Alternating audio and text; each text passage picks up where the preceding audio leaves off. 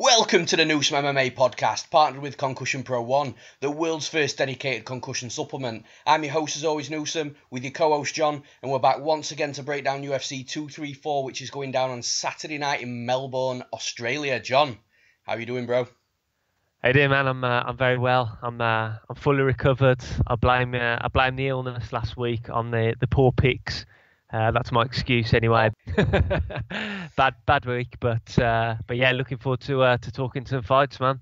Absolutely, and I'm stoked for this one. We've got a phenomenal title fight at middleweight, along with one of the best all-time pound-for-pound fighters we've ever seen inside the cage, who ironically is squaring off against arguably the biggest prospect in MMA right now. So, man, I cannot wait.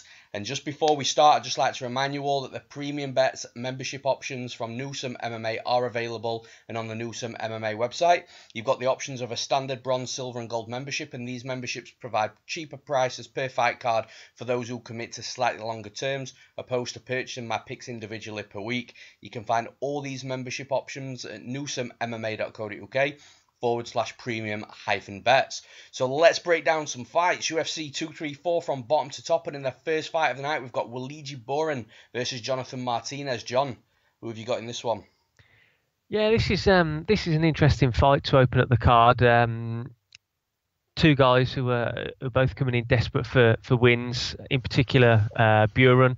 He's got back-to-back losses so far in his UFC stint, which as we all know, you get that third straight loss, especially if you haven't even got a single win on your UFC record. 3 losses at any point is not particularly encouraging, but if you lose your opening 3, you're pretty much as good as out of the UFC. So this is really a must-win for him. We saw Martinez come in and make his debut against Andre Sukumta, lost a decision in that one.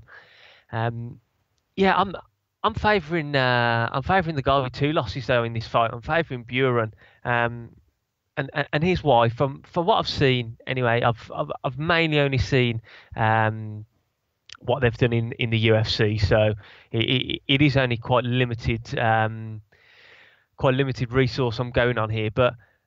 In that Sukumtat fight for Martinez, he got caught several times, especially in the first round with that overhand right, and we know Buren's got quite a good. That's one of his strengths is his 1-2 and that powerful overhand right. He used it several times against Marlon Vera, and that Marlon Vera fight, I know he lost second round very late on in the second round with that stinging body shot, but that was a fight he was winning as well, and Marlon Vera's no slouch. He's a dangerous guy himself. I know he ended up losing in the second round, like I just said, but he was faring well in that fight, and he was putting pressure on Vera. He was backing him up against the cage. He was using some very nice trip takedowns as well from in that clinch, and just from what I saw against Martinez, he looked quite small for the weight class. I know that he'd come up from flyweight, I believe, prior to a couple of fights prior to the fight with Sukumta, and I just think Buren will be the stronger fighter in here. I think he will catch Martinez with that strong overhand right. Whether he can put him away, I don't know, because Martinez showed that he was durable. Came back from 2 knockdowns in the first round to take it to a decision, albeit a decision that he lost. But yeah, I just think Buren's going to be the stronger fighter in there. I think he's going to pressure. He uses kicks. He uses an array of kicks, front kicks, low leg kicks, and I think he'll just keep pushing the pace, keep using those teeps, those front kicks to open up the 1-2 and that overhand right, and I think he'll be able to catch Martinez with that shot, and I think that he'll take a decision victory. I don't think he's going to get Martinez out of there, but I think he will be victorious, and I think he's going to get his first victory in the UFC. Yeah, I'm surprised you've gone with Wuliji Buren, and the reason I'm surprised is because I'm surprised that we're both going for Wuliji Buren.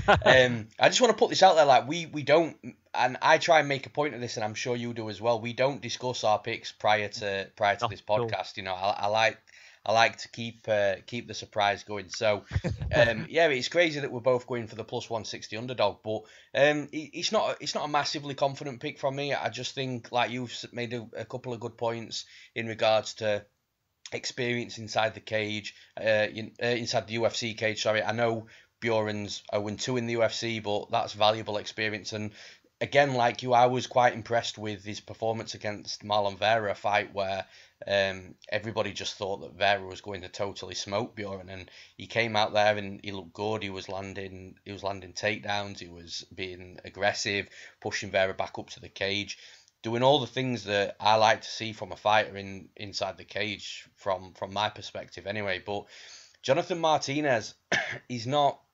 I don't think he's a bad fighter. I think he's a very green fighter. I think he's quite raw, especially at this level of mixed martial arts. We've got to remember though that fight against Andre Sukumtar was short notice though as well, and Sukumtar is someone that also had bags of experience inside the cage.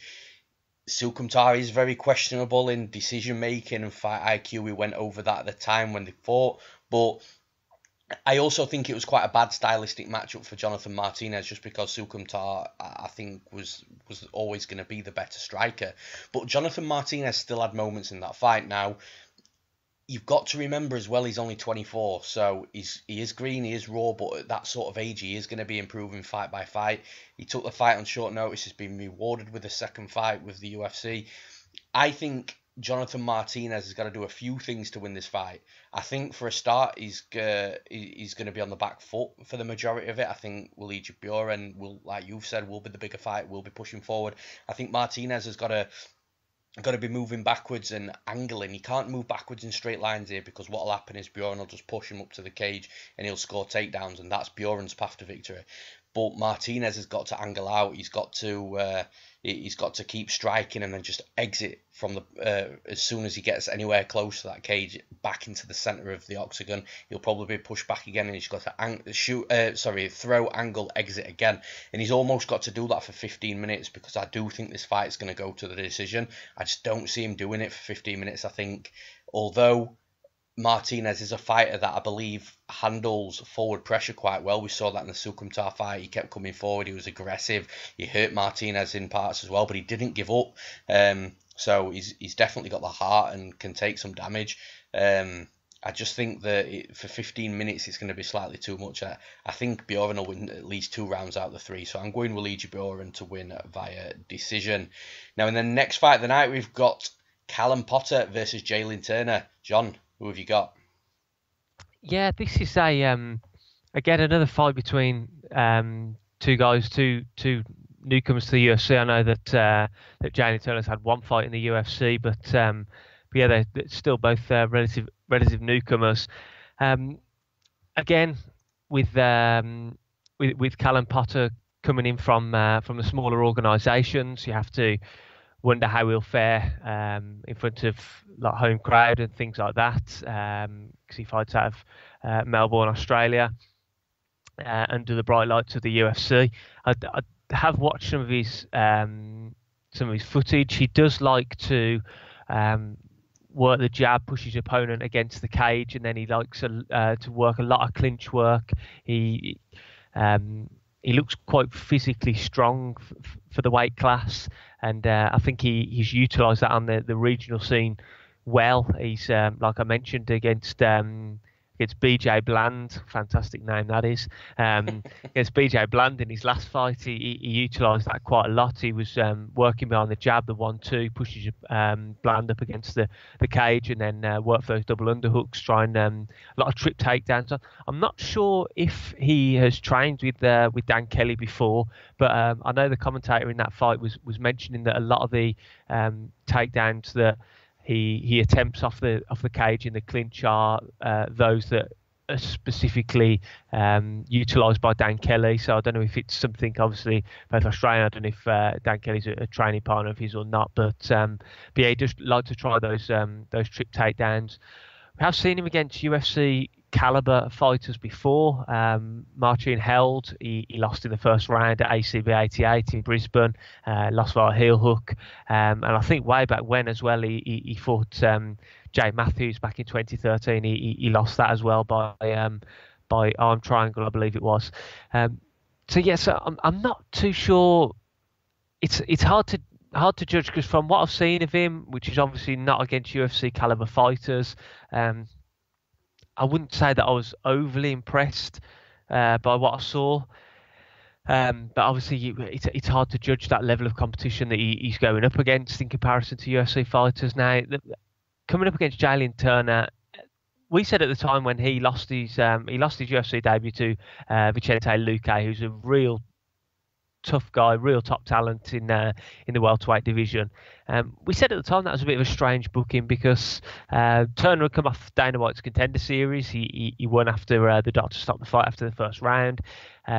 But to match him up against Luque in his first fight is a bit crazy. But the fact that he was matched up against Luque in a weight division above his normal weight division was even more strange. And he fared okay. I know he lost. He got brutally KO'd in that fight. But it was more so down to a mistake on his part. I think he went for that. I think he was on a spinning back fist or spinning back elbow and got caught and put on the ground, and then Luque followed up with some heavy ground and pound that put him away. But up until that point, I like the look of him, and at 6'3" and fighting at lightweight, he's a very, very big guy for this weight class. He looks physically strong. The commentators in that Luque fight mentioned how he's physically he's ideal. He's got fantastic physical attributes. I think it's just rounding out that game to better himself and move on to the next level. But one thing I did like about the Luque fight was his movement, his speed, that jab which I talked about. He fires out that jab really quickly. He utilises the low leg kick as well, which I talk about quite often, which is a very dangerous weapon in today's game at nullifying your opponent's movements and things like that. But yeah, I really like Turner. I thought he looked good in the Contender Series. I've seen him on Bellator before as well. The fight before the Contender Series, he won there, Bellator 192. And I just think he's going to be physically quicker, sharper. I think he's going to he tries to angle off as well, which we saw against Luque. I know he did get caught a couple of times angling out, but like you mentioned for the last fight, I'd much rather see a fighter angle out and occasionally get caught than just move linear back and forward and constantly get caught, because that's when you're in danger of getting pushed against the fence, which I think we'll see Potter try and utilise. So yeah, but I think Turner will be able to fire that jab out. I think he'll be able to maintain distance, keep range, and I wouldn't be surprised if he puts him away later in the fight. He does slow a bit after the first round from what I've seen, but not anything overly concerning. But yeah, I think he'll just keep firing that jab, and I think that'll open up his other shots then. And yeah, I think I could see putting him away in maybe the second round. Yeah, I mean, you've just covered a lot of points there with these two guys, and the first thing to talk about is the size of, but not just Turner, but both of these guys. Yeah. This is a 6'1" versus a 6'3" lightweight fight. Like, both massive for the division. You know, I bet Potter at lightweight's really never fought too many people that are bigger than him, but he's got one here, and I think it's, you know, it's not a total striker versus grappler matchup, but that's where I see the path to victories for these guys. So for Potter, he's going to not want to stay at range. You know, Turner is that long, rangy striker that's got pop on his shots. Potter's needs to use his striking to get inside. Again, it's not a huge reach, but I just feel that he has to get inside. He has to close the distance. He has to push Turner up against the cage and try and take him down to the mat, where, you know, he can work his ground game and his sub game. You know, he's got 10 submission wins out of 17 wins. So that seems to be where Callan Potter's bread and butter is. And if he can get the fight to the ground, he's got a chance to either finish the fight on the mat, or if he can just get Turner down repeatedly, he could take 2 rounds out of the 3. Now, the opposite side to this with Turner, like I mentioned, he's going to be the better striker in my opinion in this fight. He's going to want to stay at range, keep a kicking range, but move in and out as and when he feels it's safe to do so. Just basically, I think Turner wins this fight as long as he can stop Potter closing the distance and getting a hold of him, and, you know, either forcing the fight down to the mat, or just, I could see a scenario where Potter's got a hold of him against the cage and he's trying to take him down, but he can't, and he's doing just enough for the referee not to split him up, and then that's time wasting on the clock. But whilst that time's being wasted on the clock, Potter's also, winning the round where they're stalling against the cage. It's in Potter's hometown as well. Not hometown, home country. Sorry. So, is he gonna be favoured in if it's a close fight and it does go to a decision? We don't know. We saw quite a bit of that in Brazil last week. Definitely. So this stuff does happen. It's not a secret. It happens. So yeah, I feel that if it's Turner's fight to lose basically, because as long as he's the one dictating the range, I think he'll be absolutely fine. And I agree with you. I think Turner's gonna put him away as well. I think that he's gonna land a shot sort of mid fight. I think the opening round maybe be a bit tentative, both feeling each other out. Remember, this is Potter's debut. We don't truly know that level of competition of his previous opponents and how good they actually are.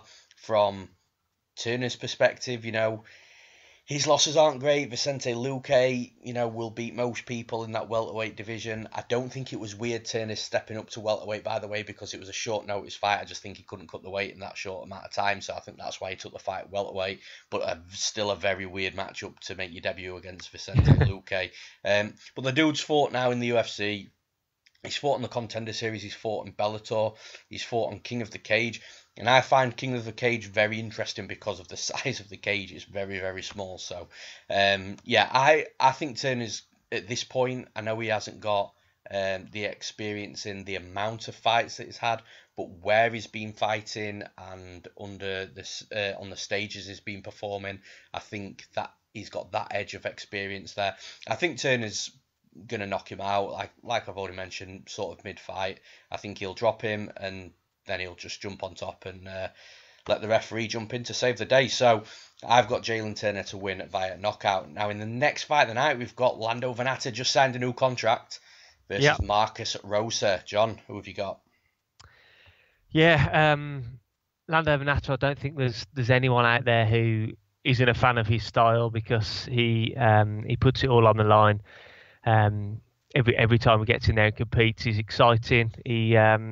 He's willing to stand and trade, and sometimes that's his downfall. I mean, I'm glad to see that he signed a new contract. You don't see many people who haven't won a fight in 4 fights go out there, get new contracts and get more opportunities. Obviously, in those 4 fights, he's got 2 losses and 2 draws, which again is quite uncommon to see. But the guys that he loses against are a good level of competition. Obviously, Tony Ferguson, we already know he came in short notice, very nearly shocked the world and put Tony Ferguson away in that first round, but it was just too much for him. Tony Ferguson put the pace on him and got the win in the second round.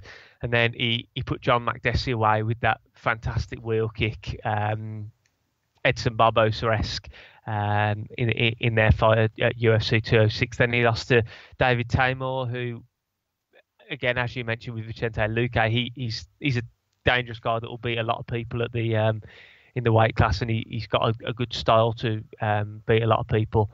Then we saw that fight with Bobby Green. There was a draw. I believe he got a points deduction in that, so he would have won that fight if he hadn't got the points deduction. Then he lost to Drakkar Klose, who again is a grinding wrestler style, and then he drew against Matt Frivola in his last out at UFC 230. But yeah, I mean he throws an array of kicks, spinning attacks, spinning back fists.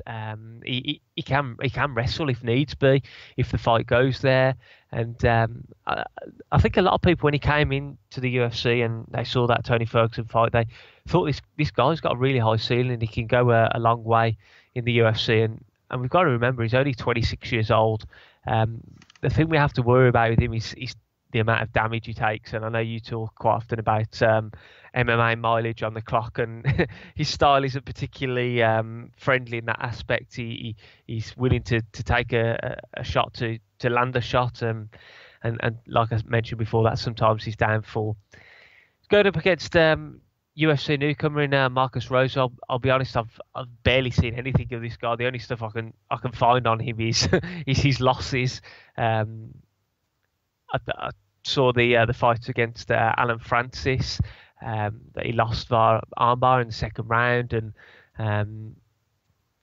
there's nothing I really saw from him that I don't think Lando Vannata has seen before that will particularly worry Vannata. I mean, Alan Francis, when he got the fight to the mat against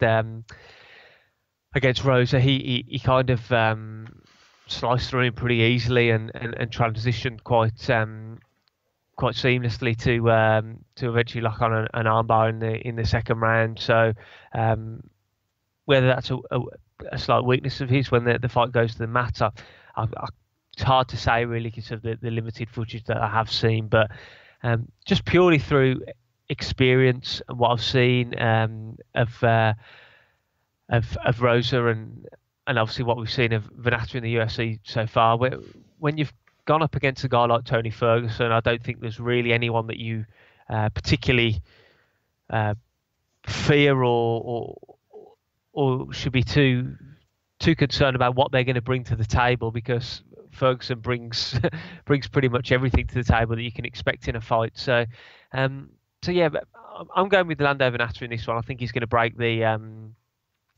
he's going to break the no-win streak. I don't want to call it a losing streak, because obviously he's got those draws, but he'll break the no-win streak. Whether he gets the finish, I'm not sure. He does seem to land a lot of volume. I know he can put people away, as we saw against McDessie, and before he joined the UFC, he's got a number of first-round finishes, but since he's come up against the tougher opposition, he just doesn't seem to have that particular knockout power. He's more of a volume guy, so I wouldn't be surprised if this goes the distance and Vannata takes a decision. But yeah, I'm going with groovy Lando Vannata in this one to get the win. Yeah, I'm going to keep this short and simple, really. First and foremost, I love Lando Vannata. How can you not? If you're a fan of mixed martial arts, you're a fan of fighting, you have to be a fan of Vannata. It's also no secret that, the dude's not won in 4 fights, and yet he's got another. I'm sure he got another 5-fight contract or something crazy like that as well. But I've got a sneaky feeling that there's going to be something in that contract that states if he loses his next fight, then he could be cut, because you can't go 5 fights in the UFC without a win. That just doesn't cut it. However, for me being a fan of watching Lando Vannata, that's great. He has been absolutely, totally found out in regards to his entire game. He's got 1 win in the UFC against John McDessie. And you know what? Knowing what I know now and seeing what I've seen over the past Lando Vannata fights, if those two were to rematch and fight again, I would definitely be picking John McDessie. It would have been really, really interesting. In fact, it wouldn't have been interesting. I'm so confident if Lando Vannata didn't knock McDessie out in that moment in that first round, and it went on to a second and a third round, McDessie would have took over that fight and he would have beaten him. That would have put Lando Vannata 0-4-2 in the UFC, which is just unbelievable. Yes, he had a great performance against Tony Ferguson, dropped him multiple times. We thought he was going to beat him, but he also took a big beating himself. And I don't know if that damage has just carried itself on throughout his career. However, having said that, Marcus Rosa is not good. His striking is decent. The type of striking that, if he survives around 1 against Vannata, could he beat him round 2 and 3 when Vannata slows and tires? I think so. But he's got no takedown defense. His ground game is terrible. From that perspective, in regards to wrestling and grappling, he is not UFC caliber at all, not even close. And let's not remember, Lando Vannata is a Division 1 wrestler. He has got good wrestling. It's just he doesn't use it. It's a little bit like Justin Gaethje, great wrestler, doesn't use it, likes to put on a show, stand and bang, which is great. But in this fight, I think Vannata's got to win. He's got to. Otherwise, I do believe he's got a new contract or not. I think they'll cut him. So yeah, Vannata's got to win. It wouldn't surprise me if him or his team's watched a bit of tape from Marcus Rosa and seen the deficiencies in his takedown defense and his ground game, and just say to Lando, look, go out there, shoot off the bat, get him on the mat, tire him out, hit him with shots. And I think that Vannata will win this fight, and I think he'll win it with ground and pound TKO strikes on the mat. So I've got Lando Vannata to win, and I've got him to win via knockout. Now, in the next fight of the night, we've got Teruto Ishihara versus Kyung Kang. John, who have you got in this one?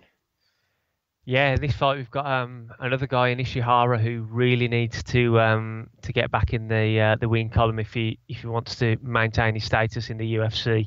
He's another guy who's only won one of his last 5 fights. He's losing 4 against Petroyan, Jose Quinones, Gray Maynard, and the greatest of all time, Artem Lobov. Now, the problem I have with Ishihara, for me personally, is just his output. I mean, he hangs on the outside a lot. He tends to throw one strike at a time. He moves a lot. He likes to utilise his movement. He circles around the cage and tries to utilise that counter striking. And a lot of the time in close fights, I mean, of those, apart from the Petr Yan fight, the other 3 losses have all come by way of decision. So just his style doesn't bode well for if the fight does go the distance, because I think when his back's always up against the cage, and he doesn't really throw in volume. He may throw the jab head kick combination, which we see quite often from him, but a lot of the time it's just single strikes, and I don't think that bodes well at all when like I just said, when fights go the distance, because judges just see him backed up, throwing single strikes. And yeah, it just doesn't look good in the judge's eyes. Saying that, he has got a quite a good blast double leg. I know he trains at Team Alpha Male. I think he trains at they've got a facility in Japan, but I think he has trained at the one in California as well. And obviously that's something that will definitely help with his takedown games. We know how good the wrestling guys are at Team Alpha Male, and yeah, he has got a decent blast double. We saw that against Yan.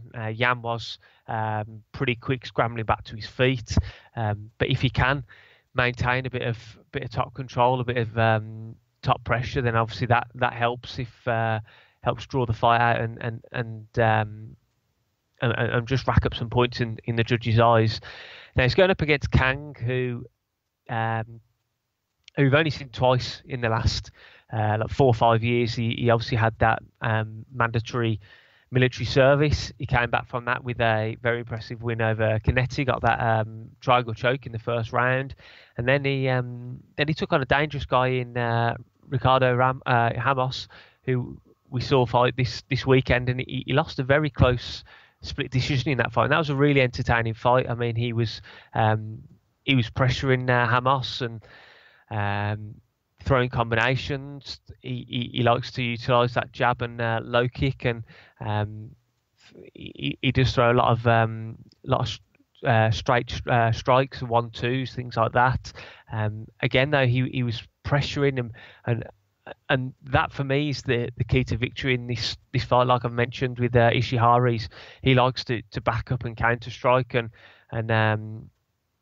Kang likes to push the pace and put pressure on, which we saw in the Ramos fight, and he also landed some takedowns on Ramos, and Ramos, again, similar to Yan with Ishihara, was quick to scramble and get back to his feet, but he does have takedowns in his locker if he needs to utilise them. But yeah, I think this will be. I don't think this will be a wildly entertaining fight, if I'm being honest. I think we'll see what we tend to see in Ishihara fights, in him backing up, Kang pressuring him, but Ishihara being evasive, elusive, and circling off. But I just ultimately think that the pressure that Kang brings, and I do think eventually he'll start catching up with Ishihara. It might not be the first round. First round might be pretty uneventful, but as the fight wears on, I think he will be able to catch him and catch him with the occasional flurry, and that'll score higher in the judges' eyes than what Ishihara will offer. And I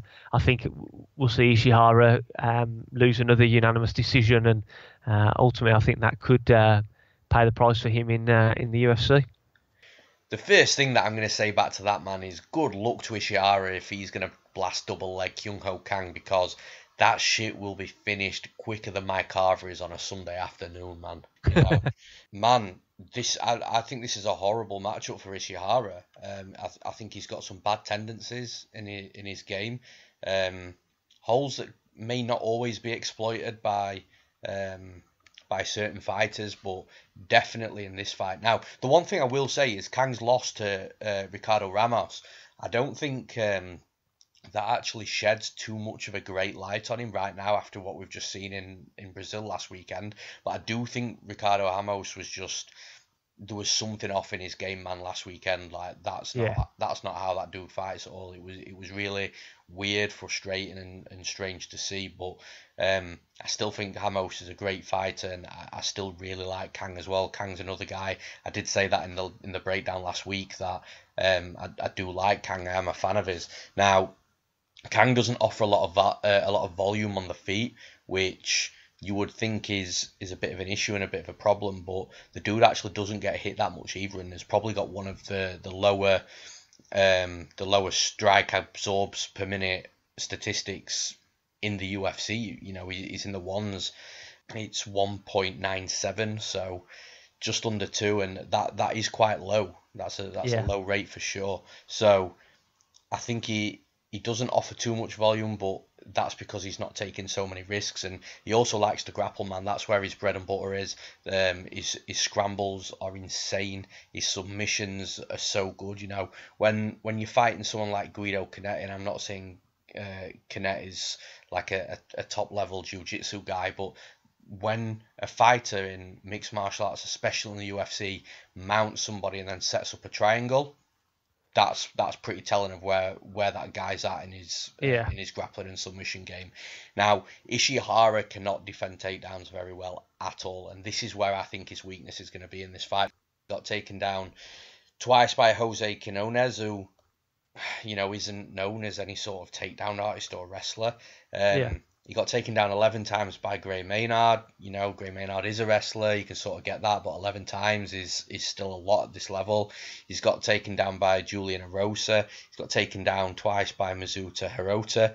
And guess who else took him down? The GOAT, Artem Lobov. Artem Lobov took this guy down. So, man, I just think that when your deficiency is defending takedowns against a guy like Kyung Kang, I think you're gonna have a lot of problems for sure. I mean, Ishihara has only lost once by submission, but one of the things that I've noticed that he does throughout all of his fights is he shows his back way too often. And I'm telling you now, if he shows his back to Kyung Kang, he's gonna take it and he's gonna wrap it, man. Like he's that good on the ground. He's so good. I don't see too many paths to victory for Ishihara in this fight. You know, he could land the one shot. We have seen him knock people out. He's got 8 knockouts out of 10 wins. We have seen him knock people out with that power, but like I say, Kyung Kang doesn't absorb many strikes, so I feel that his defense is good, his movement in and out is quite good. I find it hard to imagine Kyung Kang getting hit with that power shot if it's not within a brawl, and that's just not Kyung Kang's game, man. He won't get into brawls. I just don't think he'll allow himself to get hit with a one bomb in a sense. So I think Kang's going to play it smart on the feet. I do agree with you. I think the first round could be a bit tentative. Kang just sort of feeling his way into the fight and making sure he can close that distance safely without getting cracked. And ultimately his game plan has to be to get the fight to the mat, where like I say, Ishihara's got deficiencies in his takedown defense, and he shows his back so often. So I think at some point in this fight, that's going to happen. He's going to get taken down. He's going to show his back, and Kang's going to submit him. So I've got Kang to win, and I've got him to win via submission. Now, in the next fight of the night, we've got Kara France against Raulian Paiva. John, who have you got?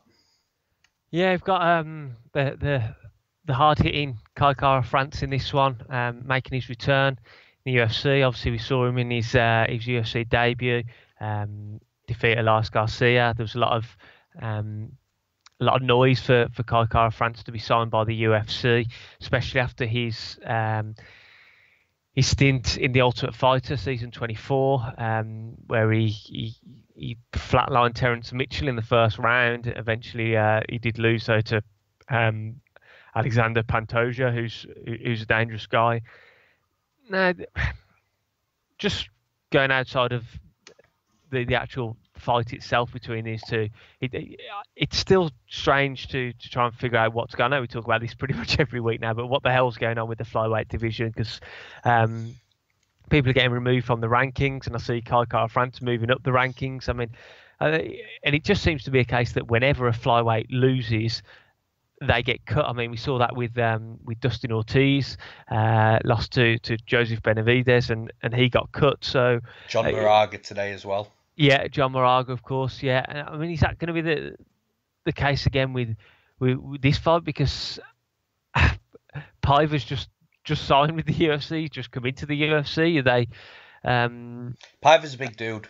He's 5'8". Yeah, he's 5'8". I think he can move up, and that's maybe where, I don't know. Is that where they're going with this? Put him in there against France. Maybe he wins, and then if he wins, they can cut France, and then Paiva, they can go, right, okay, he's got a win under his belt. We'll encourage him to move up to bantamweight now.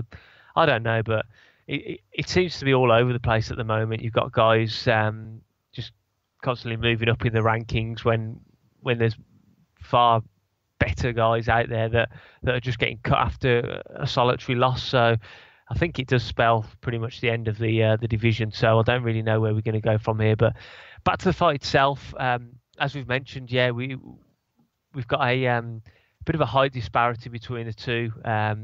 Paiva's, like we mentioned, a tall guy, about 5'8". He'll have the height, he'll have the reach advantage. And again, I haven't seen much of Paiva. I saw him in the Contender Series fight, and he edged out a very close split decision to Alan Nascimento,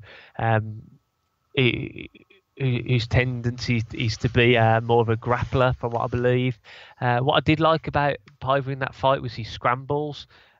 He had decent stand-up, but his scrambles, when he got taken down, he scrambled really well and reversed the position several times on Nascimento, who was touted as the better grappler out of the two, I believe, going into that fight. So he is a dangerous guy, and he's got wins and he's got finishes under his belt, albeit he doesn't finish particularly frequently in his fights, but obviously we know with the smaller weight class that's not always the case. Kara France, we know what he's going to do. He comes from I believe a kickboxing background, and he's got heavy hands for the division. His heavy hands set up finishes on the ground as well. I mean, we've seen him get chokes, rear naked chokes, and he can finish. I know his nicknames don't blink, but he can finish for a flyweight. He can finish the fight in the blink of an eye. And he has got one punch knockout power, which obviously it's going to be something that Paiva's going to have to be careful of. Now, this pick for me is purely on the fact that of what I've seen and how much footage I've seen of the two, and I'm going to go with Kara France just because he's the better striker, I believe, and I think he'll be able to, from what I saw of Paiva's takedowns and things, I think Kara France will be able to keep this fight standing long enough to damage Paiva on the feet and to get the better of the stand-up exchanges, and which obviously the judges tend to favour more. So purely on that basis, I'm going with Kai Kara France. Whether he gets the finish, I don't know. I mean, Paiva's on a massive win streak. He's only lost one fight way back in 2015. That was via submission. So I don't think he's going to get the finish. I think he'll take a decision. But like I say, I think he'll just get the better of the stand-up exchanges, which will look better in the judges' eyes and help Kai Kara France get that decision win. Key though is getting on the inside, because obviously we spoke about that height and reach. He's got to get on the inside to be able to do that. Yeah, I agree. I think well, first and foremost, Paiva's on a 12-fight win streak, which is huge. You know, regardless of how you match up against your opponent. You know, I know it's a UFC debut for him. That can do weird stuff to fighters, but when you're on a 12-fight win streak, it becomes a point where your confidence will be that high that you genuinely believe that you're going to take out whoever is in that cage with you. However, Kai Kara France is a problem here because, yes, there's we've already mentioned there's a height and slight reach advantage for Paiva.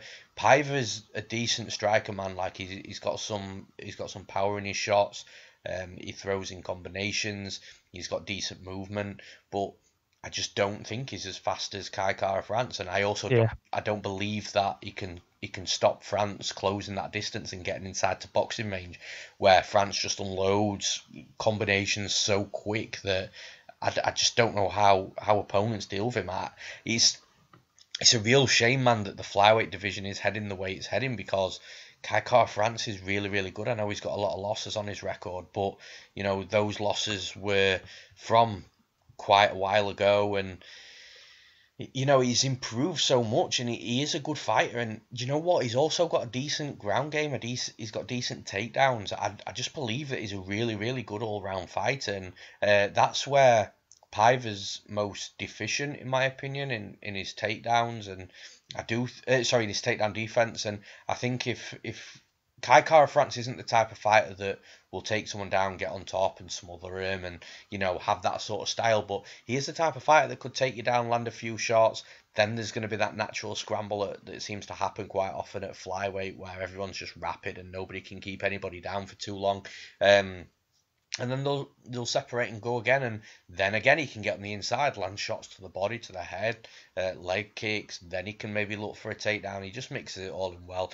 I know Paiva's got a really good record, 18-1, 12-fight win streak, but I don't see it, man. Not in Australia as well. You know, Kai's gonna have a huge following there, with him being from New Zealand. So yeah, I don't see it. I really, really don't.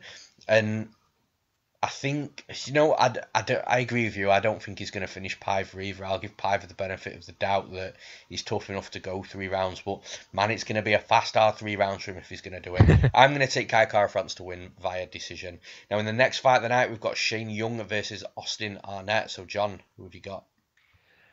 Yeah, this is an interesting matchup, because obviously Austin Arnett got that really important victory over Humberto Bandenay, UFC fight at 140 in, I believe it was in Argentina, wasn't it? When I think a loss in that fight would have seen the end of his UFC tenure. But he's a tricky fighter, and he's quite hard to judge as to how he's going to come out and perform. I mean, his 2 losses previously were against Corey Sandhagen and Hakeem Dawodu in the UFC, and those are two tough guys.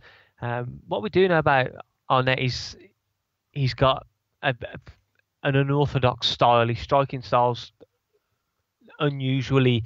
He switches stance. He throws. He throws a lot of kicks, and yeah, his technique is a bit unorthodox to say the least. Now he's going up against Kyung, who's a fighter with heart. He's all heart. That fight in his last fight against Rolando D. really showed that, because those two guys were trading blows for the vast majority of the fight, and he eventually got a very nice finish actually against D with that stepping elbow, and eventually flurried up against the cage, and the referee stepped in and stopped the fight. Now, Shane Young is a guy who, I mentioned this earlier on in one of the other fights, who he throws a lot of straight shots. He throws a lot of 1-2s, and he'll press forward with the 1-2s, and he utilises that double jab quite a lot as well. He uses that 1-1-2 quite often. He used that to very good effect against D, and he mixed it up nicely between those 1-2s, the 1-1-2, and then when he got within range against the fence, he shot for the takedown, clinched up, used elbows on the breaks, and he just makes the fight. He drags the fight out and makes it messy and a brawl and a scrap. And Arnett tends to utilise his movement more, and he's more in and out, using those kicks to maintain distance. And yes, so it's going to be an interesting fight. I think if Young can really put pressure on Arnett and close the octagon down, not let him utilise that movement, not stay within kicking range, I think he can land on Arnett, and especially with that 1-1-2, mixing up between the 1-1-2 and just the 1-2, which seemed to work really well in his last fight. And yeah, I think he's just going to put a pace on Arnett. And again, I know obviously he's from New Zealand. He's a tough Maori, I believe, but obviously that he'll have a good backing in Australia with the crowd, and I think that'll just egg him on and give him that extra 10% in the octagon. And I just think he's just got relentless pressure, and I just think that relentless pressure will help him push forward and land on Arnett. And I wouldn't be surprised again if Young finishes the fight similarly to the D fight. I could see it being later in round 2, maybe early round 3.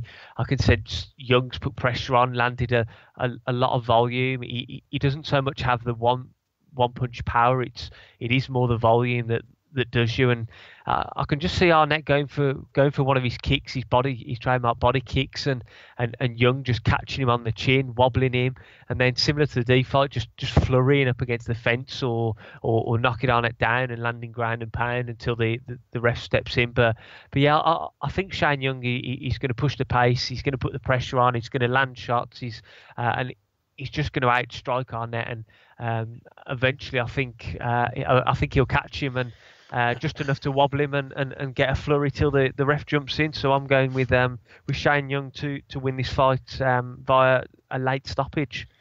Yeah, I'm going to take the plus 240 underdog in this fight, and it might surprise a lot of people. It's not a massively confident pick, but I still want to see Shane Young fight a couple more times in the UFC before.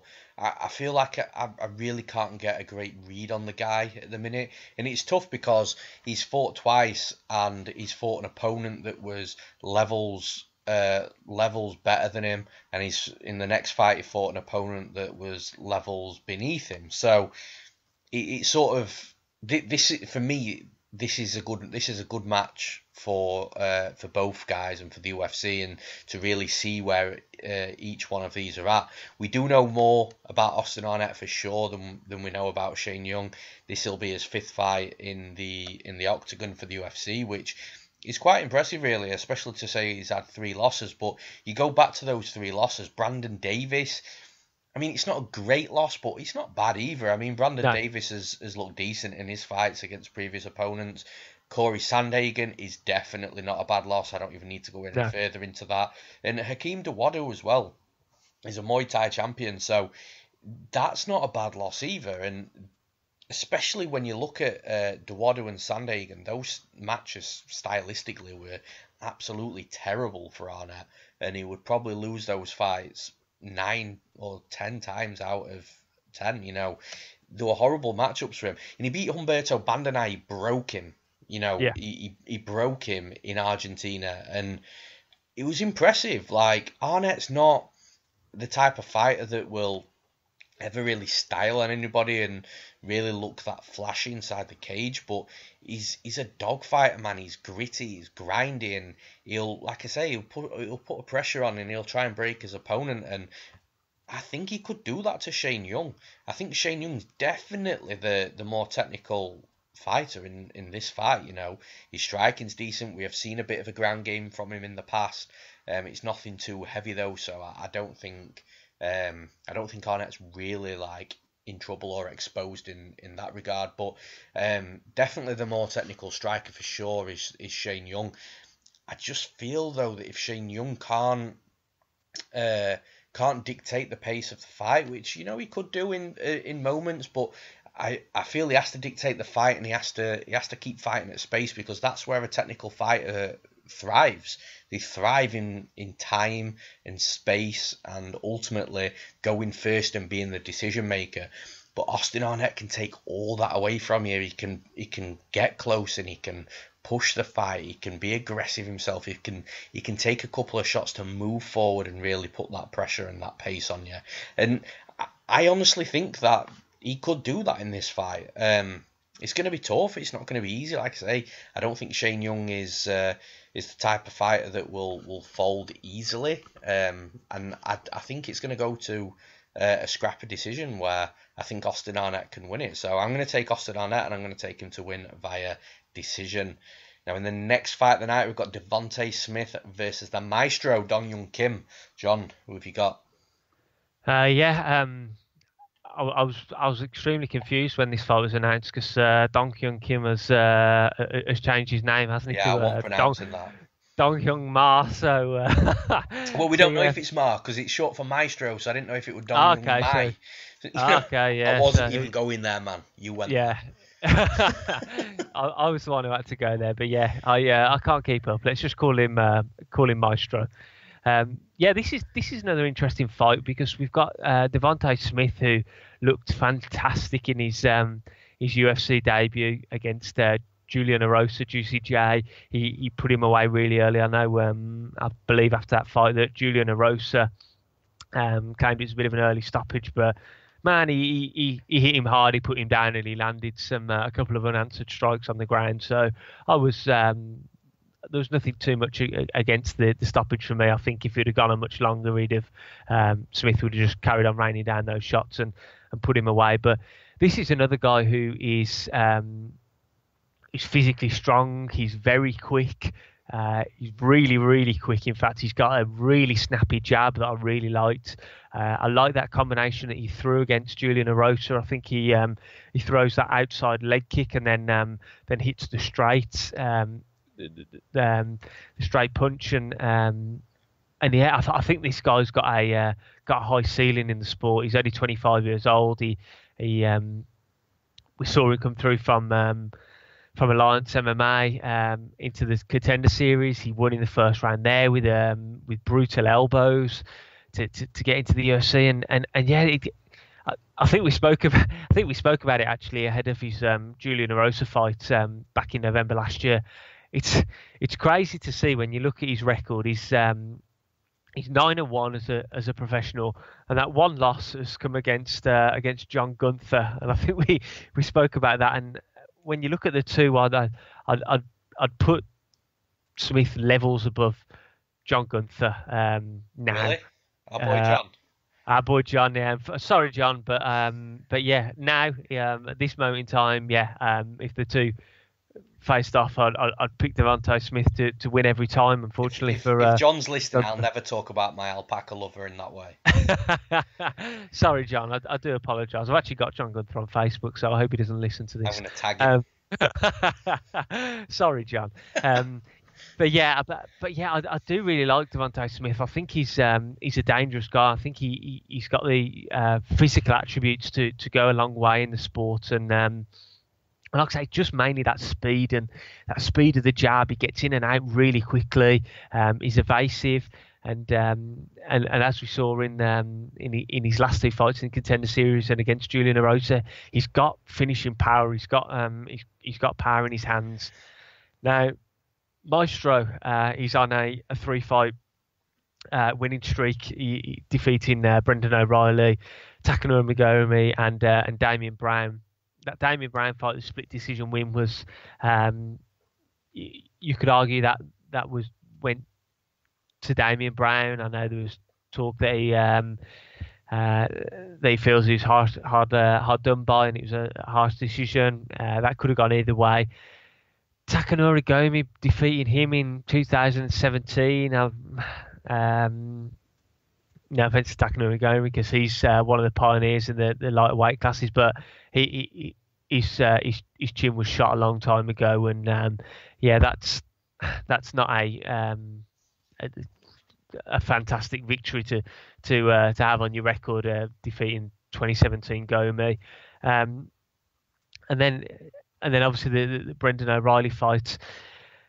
He holds losses as well to Polo Reyes and Dominic Steele in the UFC, neither of which I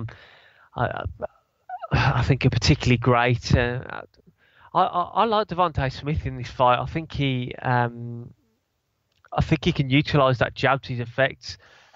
Maestro throws quite sloppy punches. I was looking back at that Damian Brown fight, and like his hooks and things like that are quite sloppy. He's not particularly tight with his boxing, and he's I just thought he's vulnerable to the straight shots when he throws those hooks, because he throws them quite wide and quite wild, and I think that's where Devonte Smith is going to capitalise, and he's going to get the upper hand in this fight, and I think that's what will happen. I think Devonte Smith will just keep hitting him down the pipe. He can connect with leg kicks as well, because I mentioned before he likes to use that outside leg kick, straight combination. Maestro puts a lot of, especially in that Damian Brown fight, he was putting a lot of weight on that lead leg, so he can get caught with those low leg kicks, which will have an impact on his mobility and getting around in the octagon. And I just think Devonte Smith has got the tools to win this fight, just utilising the basics, like I just said, the getting in and out, keeping a good distance, keeping it at range, utilising that long snappy jab, and utilising those low leg kicks, and I think Devonte Smith's going to win this fight. I'm not sure whether he's going to put him away, because if he does, I think he needs to do it early. If he gets dragged out, he has got finishes. Devonte Smith has got finishes later on in fights. He's got a 3rd round finish, and he's got a 4th round finish for when he was fighting on the regional scene. So he can finish the fight later on. Whether he does or not, I'm not too sure. I wouldn't be surprised if this went to a decision, and Smith just utilised the jab, the 1-2s, and got the decision victory. But I'm going for Devonte Smith to get another win in this fight. I'm going the opposite way again in this one, and again I'm going to take the plus 200 underdog. I think Maestro can win this fight for sure. I genuinely don't see him staying at either range against Devonte Smith, because that'll allow Smith to really put a pace and put pressure on Maestro if he does that, even though Maestro, I think, will be the bigger dude inside the cage. I also don't think that Maestro is going to hang around in boxing range either, which is definitely where Devonte Smith is most dangerous for sure. I think Maestro is going to come into this fight with a game plan to tie up with Devonte Smith, to push him against the cage, and to land takedowns. And we saw that's how John Gunther ended up beating Devonte Smith. Smith was just tired. He was on his back. He couldn't really do anything. He couldn't get Gunther off. And Gunther got the referee to save the day. I think Kim can do that. And we've seen Kim have this sort of game plan and approach in previous fights, where he will come forward and be aggressive, and he's strong. He's physically strong, and I know Smith's strong as well. But I just think that if Kim gets his arms around Smith and gets that grip, and then he could either then level change for a double or he can trip to the mat. And I think Kim's got pretty decent top control. If he gets on top of Smith, I'm not sure if Smith's able to get back up to his feet, and if he is able to get back up to his feet, I think it'll be definitely a job for him to do it, and therefore it could tire him trying to get back up to his feet. And if he gets taken down again, it could just be a rinse and repeat where Smith just ends up fading throughout the fight. Don't get me wrong, if Kim stays stood up with Smith for long enough and does eat the shots that you think he's going to eat, John, I agree with you. I think I think he'll win, and I think he'll knock him out as well. But let's not forget that Kim's tough as well. Like, that war with Polo Reyes was ridiculous. I think if Kim does eat a few shots, that'll impose this clinch and wrestling heavy game plan that I believe he's going to have a lot quicker. I think Kim can win this fight. He could get knocked out as well. Again, it's one of them where Smith does hold that sort of power where he can put somebody away. But I think Kim's durable enough to eat the shots early on from Smith, but I also think that he's smart enough not to eat too many of them before it does eventually knock him out. So I feel that he'll either come in with a clinch and wrestling heavy game plan to start with, or he'll see how it goes on the feet. I think he'll get hit, like you've said a couple of times, and I think at that point he'll think, shit, I can't really keep getting hit with these, and then impose that game plan anyway. So I think Maestro Dong Young Kim's going to win, and I think he's going to win via decision. Now, in the next fight of the night, we've got Jim Crute versus Sam Alvey. Sam Alvey coming in on short notice. It's supposed to have been Ryan Spann. He pulled out just short of 2 weeks ago. John, who have you got? Yes, Sam Alvey's stepped in for Ryan Spann in this one, and I saw an interesting fact actually before we started recording this, that I believe this is the first time ever that Sam Alvey has been on a numbered pay-per-view card, main card or prelims ever in his UFC tenure. So I think he's got about 18 fights or so as in the UFC, something like that. And this is his first one on a pay-per-view card. So happy he gets the opportunity. And he's taking on Jim Crute.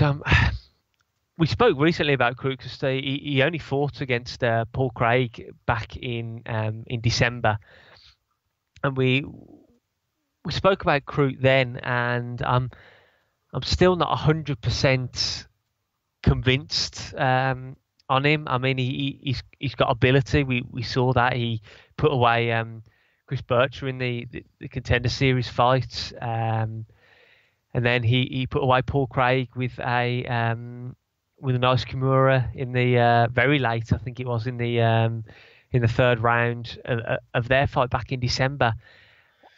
Now for me, he's quite raw. He's only 22 years old. We saw it in the Contender Series fight. He came in, he looked quite nervous. He had a lot of nervous energy in his striking, and yeah, I don't think he's the biggest light heavyweight as well. I think he utilises speed and volume more than anything else.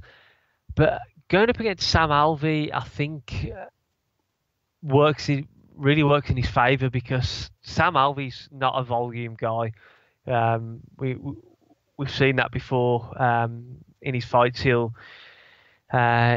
tends to quite often just hang back and try and counter with that big heavy shot that puts his opponents away. And if he can't land that big shot, we saw that kind of shot against Marcin Prachnio back in Feb last year, and then he went on to defeat John Vellante via split decision afterwards, and then he came in against Antonio Rogério Nogueira back in September. Now I bet Sam Alvey in that fight, and you bet Nogueira, and you were spot on. Alvey had a little bit of success in the first round, but then Nogueira's boxing and and pressure just really paid dividends, and Alvey couldn't land that counter shot, and Nogueira put him away in very impressive fashion in very early on in the second round. Now, the key for Crute to win this fight is pressure and volume and landing shots. He has got some takedowns in his arsenal. I don't know whether he'll be able to take Sam Alvey down. Sam Alvey's a pretty tough guy as well. I know Nogueira put him away, but prior to that, you're looking back to 2015 when he lost to Derek Brunson and back at middleweight, and Derek Brunson's a very heavy hitter in that division, so he's a tough guy to put away. So I don't know if Jim Crute's going to be able to put Alvey away, and I'm really torn in this fight as to who I'm going to pick, and given the fact that it's short notice, which shouldn't really affect Alvey because of his style and his output. But if Jim Crute's wearing on him and pressuring him, it may have some effect on Alvey's gas tank. And like I mentioned, Alvey's output isn't particularly great. He's not known as a volume guy. He just tends to throw one or two heavy shots. If Jim Crute can avoid those shots and land volume on him, I think Jim Crute can take a decision here. That fight with Paul Craig, that my one worry is that fight with Paul Craig, they were both exhausted by the end. They were both out on their feet, tired, and if Alvey does catch Crute in any of the earlier rounds, and Crute has to weather some kind of storm and things like that, will his gas tank just be shot after? If he does survive, will his gas tank just be shot and his output slows down then, and Alvey can then start wearing on him? That's my one main worry in this fight. But this isn't a confident pick at all. But I'm going to go with Jim Crute in this fight. I think, like I just mentioned, I think just his output and Alvey's lack of output will be the difference. I don't think Crute will put Alvey away because Alvey's tough. He's got a tough chin. He's hard to put away. But yeah, I think, like I say, it's not a confident pick. But I think Jim Crute, if he can avoid the heavy shot, I think he can go on to take a decision victory in this one. Yeah, I mean, this is going to be my free pick of the fight card as well. So I've got a bet on this fight. I've got 2 units, and the 2 units. Well, before I say that, actually, just a quick fun fact. And I say this every time, and I always run the risk of eating my own hat, so to speak. And eventually, I would imagine it would happen. Hopefully, it's not this week though. I have a 100% betting record on Sam Alvey. So whenever I bet a Sam Alvey fight, whether it would be betting on him, putting money against him, betting props, over-under rounds, anything like that, I've won every single time. So I bet again in this fight. Like I said, 2 units, and the 2 units have gone on Jim Crute. Now, I love Crute in this spot. First of all, the fact that Sam Alvey's taking this fight on 2 weeks' notice, I think is something that will affect him, because you've got to consider that he's taken a 25-plus hour trip to Australia during that 2 weeks too. So that's not going to be easy. Now, like I've already mentioned, I've got a 100% betting record on Sam Alvey fights, and there's a good reason for it. His fighting style's just so easy to read, and he never looks any different, nor tries anything new either. The game plan's always the same with Alvey. It just leaves you to analyse one fighter, and in this case, it's Crute. Now, for me, Crute's shown a very solid grappling game against Paul Craig. I think Paul Craig, I don't think he's an amazing fighter, but I do think he's got a good ground game, and that was my only question mark on Crute leading into that fight. And honestly, I believe he more than answered it. He was sweeping Craig, reversing Craig, he ended up submitting Craig as well. I was really, really impressed with what I saw. I don't think this fight will hit the mat, though, because you mentioned it about Alvey and his takedown. I think Alvey's got elite takedown defense, but it's always good to know that should we be surprised by a ground fight, that we're covered there as well. Now, on the feet, Alvey's so static. He's flat-footed. He lacks volume. He spends most of the fight moving backwards as well, and he throws way more one-shots than one-twos or combinations. And in fact, it's really rare that we see a combination from him. Crute, on the other hand, is very active. He's got good movement. He's aggressive. He's quick. He throws punches in combinations to the body and head, which I think will be a really good advantage for him in this fight, because he's going to be mixing it up. He's going to be a lot of times where people fight Alvey, they tend just to headhunt, and Alvey loves that. He's a counter fighter. He fights on the back foot, and when you're mixing it up in levels, I think it just gives Sam Alvey a little bit more to think about than most others. The other thing, though, and I think this is really key to this fight, is Crute mixes leg kicks in to the body as well. Now, the best way to beat Sam Alvey is to throw kicks, because Sam Alvey moves backwards. So rather than coming forward and risking getting countered or brawling with him, you can just keep yourself at range, let Alvey move backwards and kick him as he's moving backwards. He's not going to be able to throw too much on the counter whilst you're kicking him moving backwards. Now, the way Alvey got knocked out by Nogueira in his last fight, I think there's some question marks on that chin now, but I don't think Crute will put Alvey away. As I've just mentioned, the chin of Alvey is interesting, but I just think Crute will land more volume. I think he'll be the aggressor. I think he'll look much better in the judges' eyes, and should it hit the scorecards, the dudes at home as well. I genuinely believe that as long as Crute doesn't get hit with that one big shot from Alvey, I do not see how he can lose this fight unless he throws it away somehow, unless he comes out there and he is nervous, he's tentative, and he doesn't throw, he doesn't land volume, he allows Alvey to dictate a pace. If it's anything like that, then yeah, I think Alvey will win, but I just don't see it. Not when he's got the home crowd behind him. They're going to be roaring every time he lands a shot.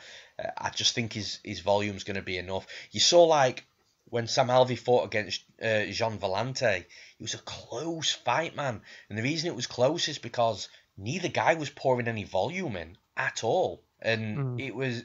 I just don't see that sort of fight here. If Vallante, over those 3 rounds, if Vallante landed, I think, 10 or 15 more shots per round, he'd have won the decision just purely on volume, and I think that's what's going to happen here. I trust the heart of Crute. I trust the chin of Crute. We've seen him take some big shots and still walk forward. We've seen him have his cardio be a bit strained. That Contender Series fight, I think he overexerted himself, nervous energy, all that sort of stuff. He was throwing everything into every punch. And even when he tired, he still knocked the dude out. So I like Crute in this fight. I think his path to victory is very simple.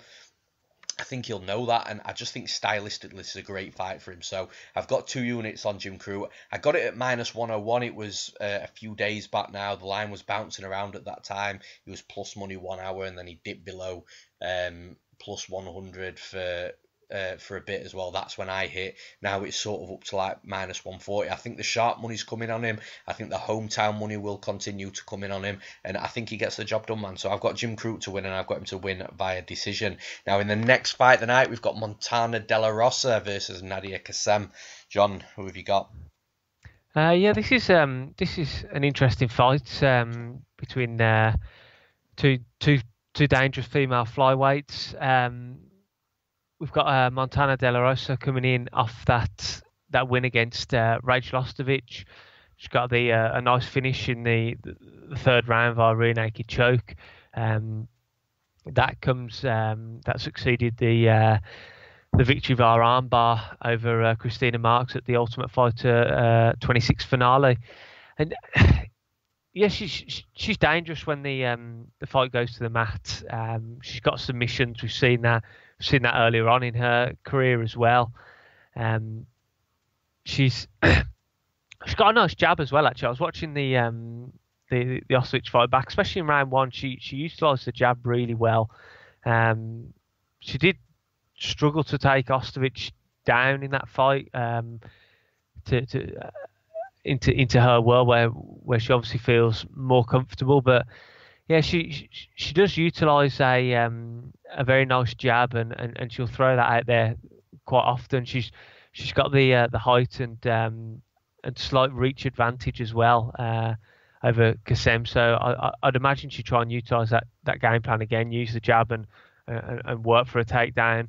Now Kassem is no slouch on the ground at all. We saw that in the Alex Chambers fight, because Alex Chambers came out there and and tried to utilize a heavy takedown and wrestling and grappling game plan, and I was very impressed actually, watching back over the footage of that fight, as to Kassem, how dangerous Kassem was on the ground, and she was always looking for submissions, always looking to tie her opponent up, trap an arm and work for something. I was really impressed with how she utilised those to sweep as well, and she was always dangerous off her back, and always looking for something, always looking to try and work for something. Now, in the stand-up, I think Kassem will utilise more body kicks and kicks in general than De La Rosa, but I think De La Rosa has the better jab of the two, like I've mentioned. And again, this is quite a close fight, and I was umming and ahhing over who I was going to pick in this fight, but I am going to go with De La Rosa. I just think that she will be able to land takedowns against Kassem. She's dangerous on the ground, like I mentioned. She can get submissions. If she can maintain heavy top pressure when she does get the fight to the ground, and not let Kassem tie up an arm or get the legs up high to try and lock on a triangle or anything like that, I think she'll be able to work away and get a submission victory in this fight. Now, again, that's not a particularly confident pick, because Kassem was stuffing takedowns against Chambers, and we saw De La Rosa had takedowns defended against Ostovich. Kassem did do some damage on the feet against Chambers, again with those kicks like I mentioned, and Kassem was dangerous off her back, and she was always scrambling and looking for submissions. So it's going to be a close fight. I think if De La Rosa does get the fight to the ground, like I've just mentioned, she's going to have that heavy top pressure and avoid getting tied up in any kind of submissions or anything like that. But ultimately, I do think that De La Rosa will be able to get the fight to the ground and utilise her ground skills and get the win in this fight. I think it'll go to a decision. I think I think she will get the win in this one. I'm going with De La Rosa to win via decision. Yeah, I agree with you, man. I think it's first L time for Nadia Kassem. I wasn't massively impressed with her at all, and in that Alex Chambers fight, I don't think it was a great performance. And Alex Chambers isn't somebody that, again, no disrespect, that I don't hold in high regards at all. Alex Chambers is also really old as well, so definitely approaching 40, I think. Career. Yeah, for sure, man. And yeah, like I say, I wasn't impressed by Kassem in that fight, and I don't put too much stock into that. Now, what I do put stock into is Montana De La Rosa's wrestling, her takedowns, her grappling. I think it's nice, man, and it's improving each time that we see her inside the cage now as well. We saw that against Rachel Ostovich. Now, I know you were saying that she did have moments where she struggled in that fight, but look at how relentless and how dominant Ostovich was against Paige Van Zandt in putting her on her back, and that was a fight I actually felt really sorry for Ostovich. You know, I was really rooting for her to get the win for obvious reasons. I really wanted her to do it. She had a dominant first round. She was dominating the second round, and it just, you know, that's MMA. It just wasn't to be. But the fact that Montana De La Rosa was dominating Rachel Ostovich, I think she was winning all. She won the first two rounds, and obviously she won the third with the rear naked choke. I just think there's, and I've said it before, there's levels to this game, man, and I think De La Rosa's levels above Nadia Kassem. Now, the one thing that I will say that I don't like is, this was brought to my attention by a guy, you know, I class him as a friend, man. I speak to him a lot on Twitter. Dan Levy from Half the Battle, you know. I was talking to Dan, and Dan actually brought this to my attention that Montana De La Rosa's been since that win since Paige Van Zandt beat Ostovic, has been now campaigning for a fight with Paige, saying, you know, we've both beaten the same opponent now. It's time that we fight and stuff like that. And for me, it's almost like she's looking past this fight and this opponent, which, in my opinion, is never a good sign. I don't think it makes too much of a difference, though. I'm just saying that these signs are stuff that I don't like to see. I think the takedown's going to be there for De La Rosa. I think the striking of Kassem will allow De La Rosa to close a distance pretty much as and when she likes, and I think the takedowns over there, man. I think she'll get the victory. I'm not sure if she submits her or not. It's definitely a possibility. For the sake of this podcast, the prediction and the pick, I'm going to take De La Rosa to win via decision. Now, in the next fight tonight, we've got a really good stylistic clash here. We've got Rani Yahya against Ricky Simone. So, John, who have you got? Yeah, I really like this. Really like this fight. A big fan of Rani Yahya. The guy's he's like a fine wine. He just seems to be getting better with age. And we spoke about this before the Luke Sanders fight. If Yahya can get a fight to the ground, he wins. If he can't get that fight to the ground, he tends to not win. And again, it's going to be the case in this fight of whether he can get Ricky Simone down to the ground and just utilise that fantastic grappling pedigree that he's got. I mean, he's a multiple-time world champion, I believe, outside of MMA on the grappling scene, and yeah, we've seen that in a lot of his fights. The Russell Down fight, he won by arm triangle in the third round. That Luke Sanders fight, that was the fight I was most impressed with, because he isn't just the type of guy, say Damian Maia, for example. Damian Maia doesn't really tend to set up his takedowns with strikes. He will more so now than he used to. But yeah, he tends to just wait for the opportune moment, hang on the outside, wait for the opportune moment, and then shoot for that takedown and cling on to you for dear life until he wraps you up and gets you down. Now, Yahya in that Sanders fight, he initiated the takedown. Well, he actually pulled guard originally, but that was off the back of rocking Sanders with I think it was a leg kick Superman punch combination that rocked Sanders and had Sanders backpedaling and they clinched up and yeah, Yahya, man, he'll pull guard, and literally immediately as he pulled guard, he started working for that heel hook, and they scrambled for a bit, and eventually he just doesn't let go. He's just relentless when he goes to the ground. He's so skillful in the grappling exchanges, and eventually he caught Sanders and got the tap very early in the first round. And I do like to see Yahya's striking is improving, and it's not fantastic by any stretch of the imagination, but he can utilize it well enough to get the fight into his world and use it to set up the takedowns well. Now, Ricky Simone is a dangerous fighter. We saw him in his last fight defeat Montel Jackson via decision, and then the fight before that we spoke about in the previous podcast, that Dvalishvili fight where he pretty much lost the entirety of that fight, but ended up getting the win in the very last second via guillotine, because Dvalishvili couldn't get up after the last bell. You've got that slightly wrong, man. It wasn't the very last second.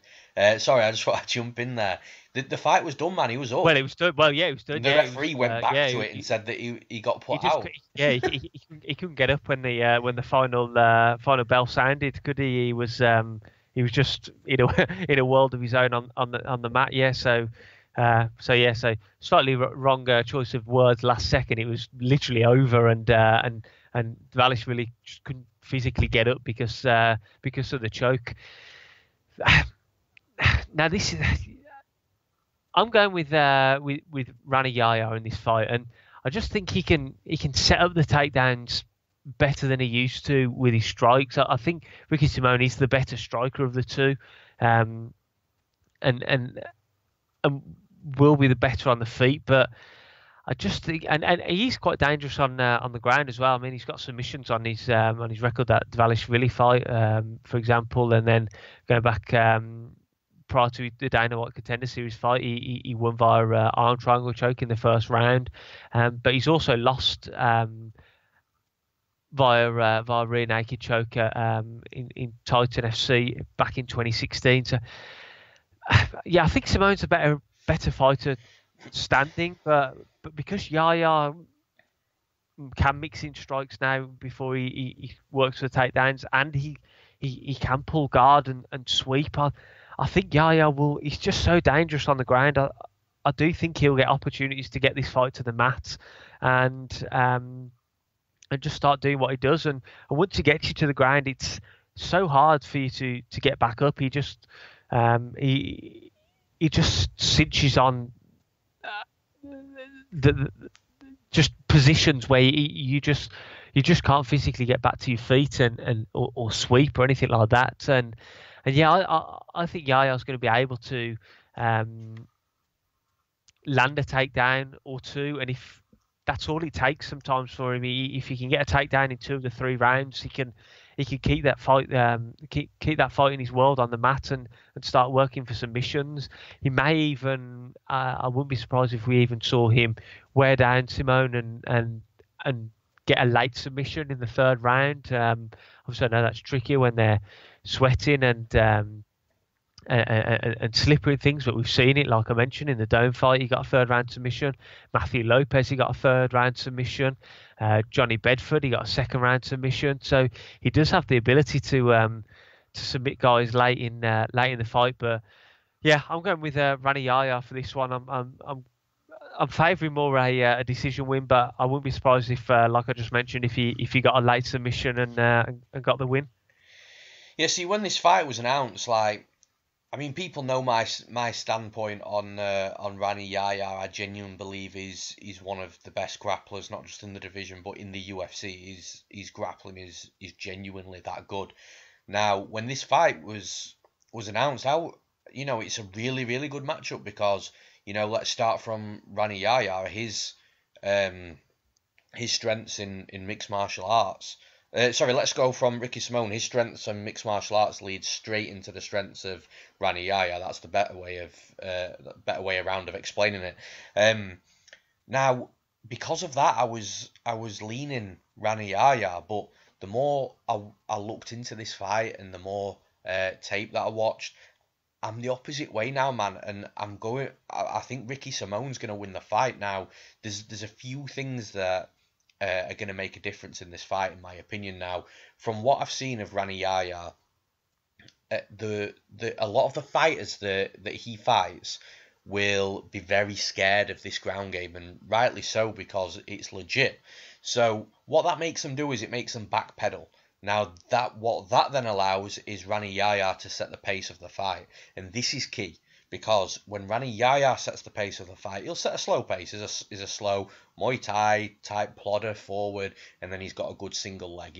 He'll grip onto that single leg for dear life, and that's how he'll enable the grappling exchange and ultimately get the fight to the mat.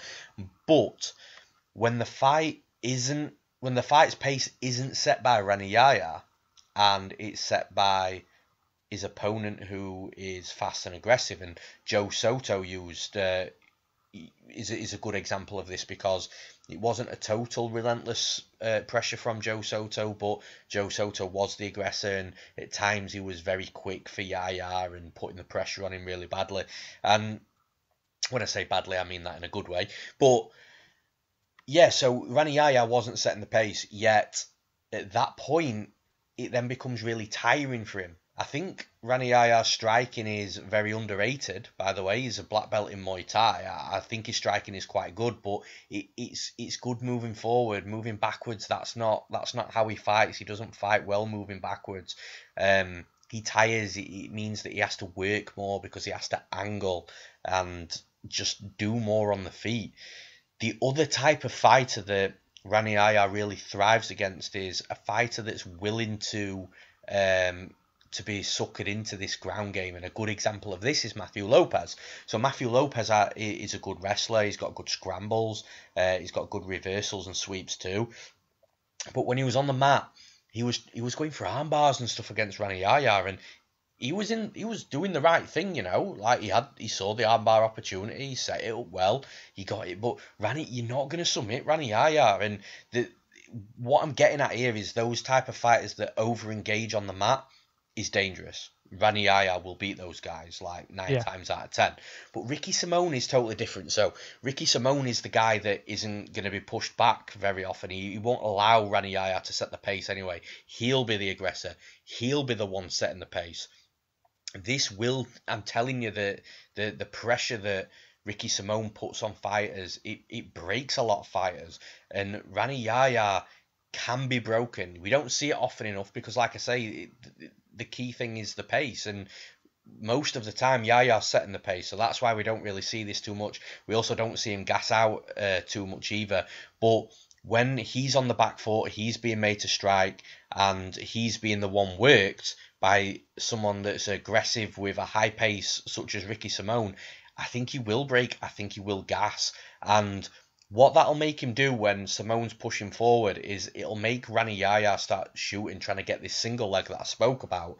Now, Ricky Simone's a really good wrestler. So the one thing that initially I had concerns about was he shows his back a lot. And I mentioned this with Ishihara and how bad that is to show your back, especially when you're fighting a good grappler. Now, I'm going to explain this so it doesn't sound like I'm being hypocritical, saying one thing for Ishihara and another for Ricky Simone. So basically, the reason why Ricky Simone shows his back a lot is because that's how he engages in his mat return. So as soon as he's taken down, which he can be taken down, by the way, he pops straight back up instantly. He don't fuck about on the mat. He doesn't mess about. He doesn't try and lay on his back and work submissions off the bottom or sweep reverse or just lay there. Nah, the first thing on his mind when he gets taken down is to stand straight back up, and he does that by showing his back. Now, like I said, showing your back's not a great thing, but when you're using it to stand up, and then he moves himself all the way over to the cage so he can start then working on the hands, working on the underhooks, trying to get himself out of the grappling situation, which obviously he'd be losing at that time. I don't mind that. Rani Yahya is not the type of person to jump you back. Now, if that was Damian Maia, for example, at that weight class, Maia will jump you back, he'll backpack you. Rani Yahya isn't that type of fighter, so I don't mind so much Ricky Simone showing his back because he uses it to stand up, which leads me into the second point and the counterpoint of what I mentioned in regards to fighters that over-engage on the mat against Yahya. Ricky Simone doesn't over-engage offensively or defensively. I think Ricky Simone's going to try and shoot in this fight. He's got to get his head out, man. The guillotine's the one thing I'm worried about in this fight.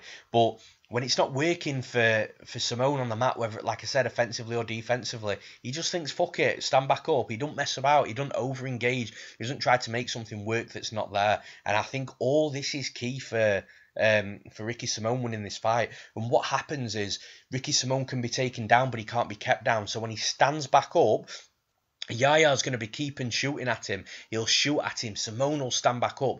Now, think about the bigger picture in this fight. Who's got the better cardio? It's Simone all day.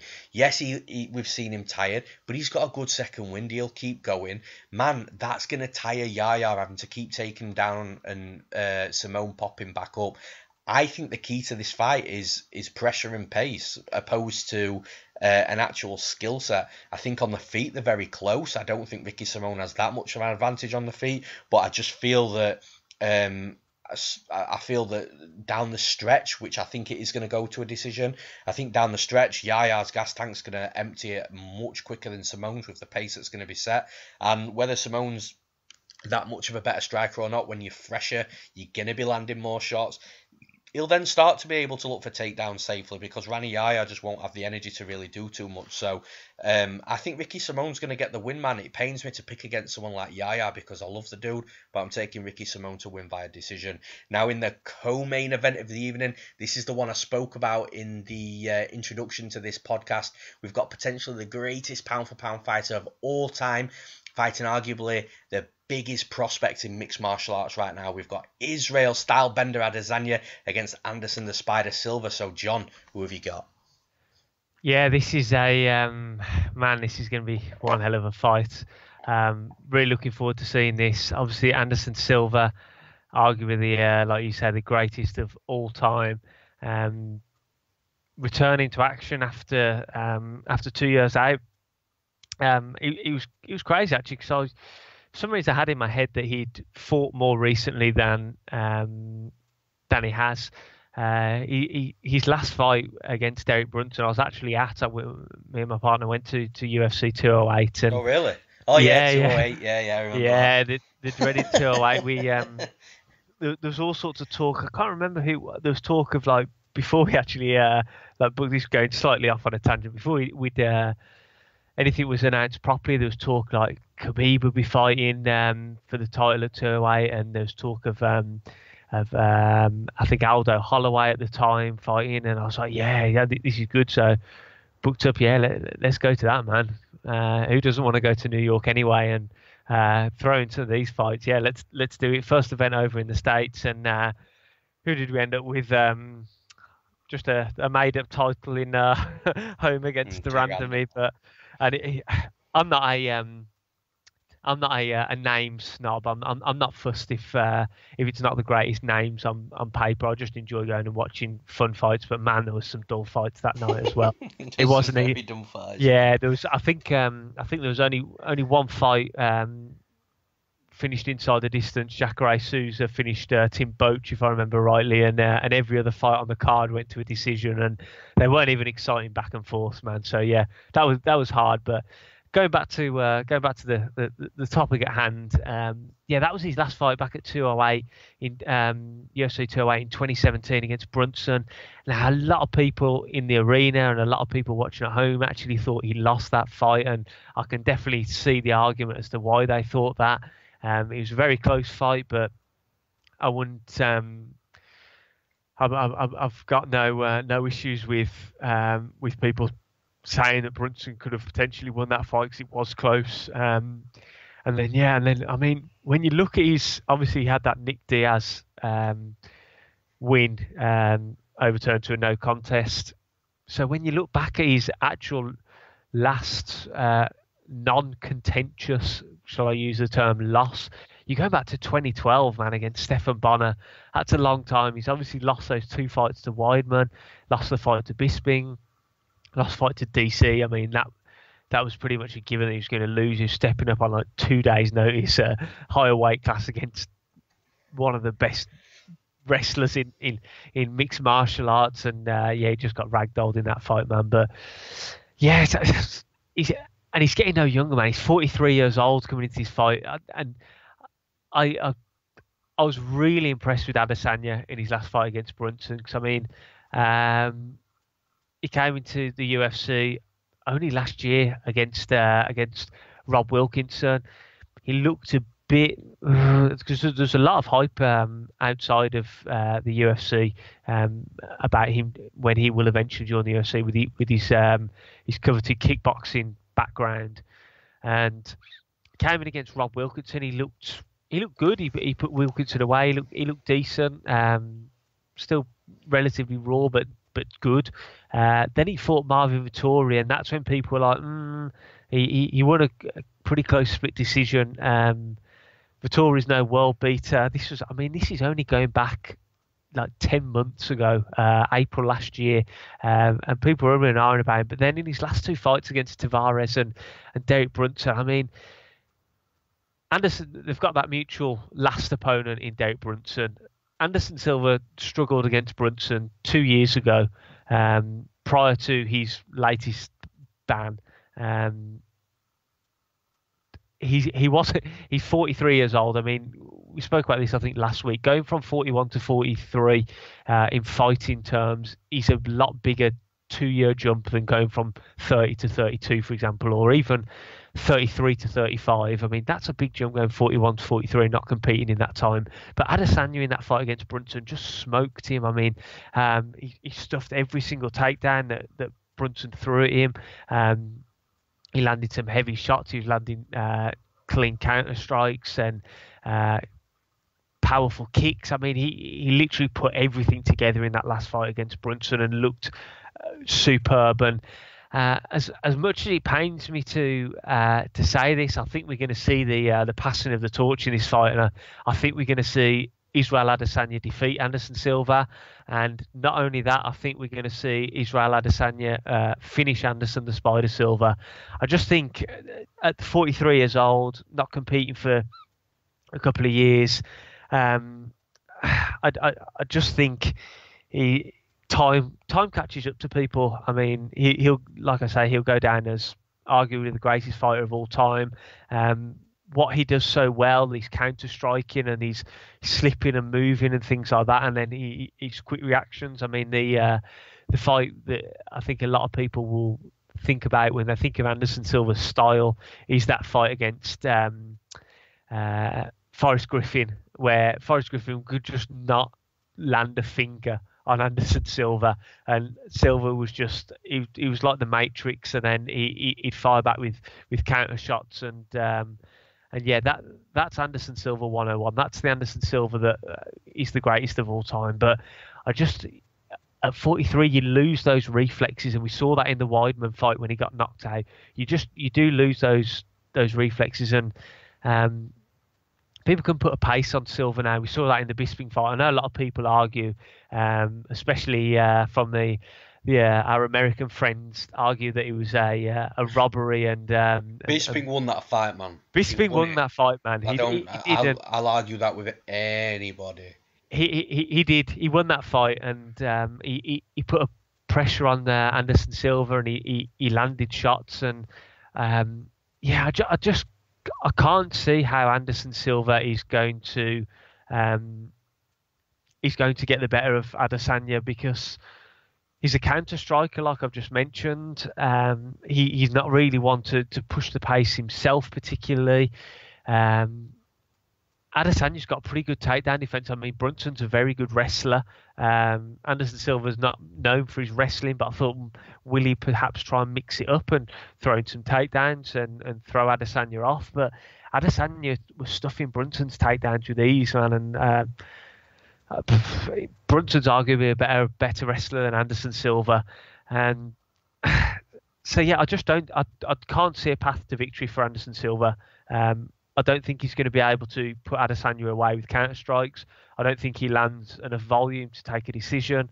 I think Adesanya's going to win this fight, and I think he's going to put a pressure on Anderson Silva, and maybe second round start wearing on him, start landing strikes, backing him up again. I mean, Bisping was backing Anderson Silva up against the fence. I know Silva plays to that and likes to stand against the fence and toy with his opponents and let them think that they're getting the upper hand, and then he fires back with counter strikes. But yeah, I mean, if he does anything silly and tries to showboat like in that Weidman fight, or if he stands against the fence, I can't remember which fight it was where he was. I think it was the Charles Sonnen fight, possibly, where he was just intentionally walking. No, it might have been the Stephan Bonner fight where he was just walking up. No, it was the Bonner fight, I remember now.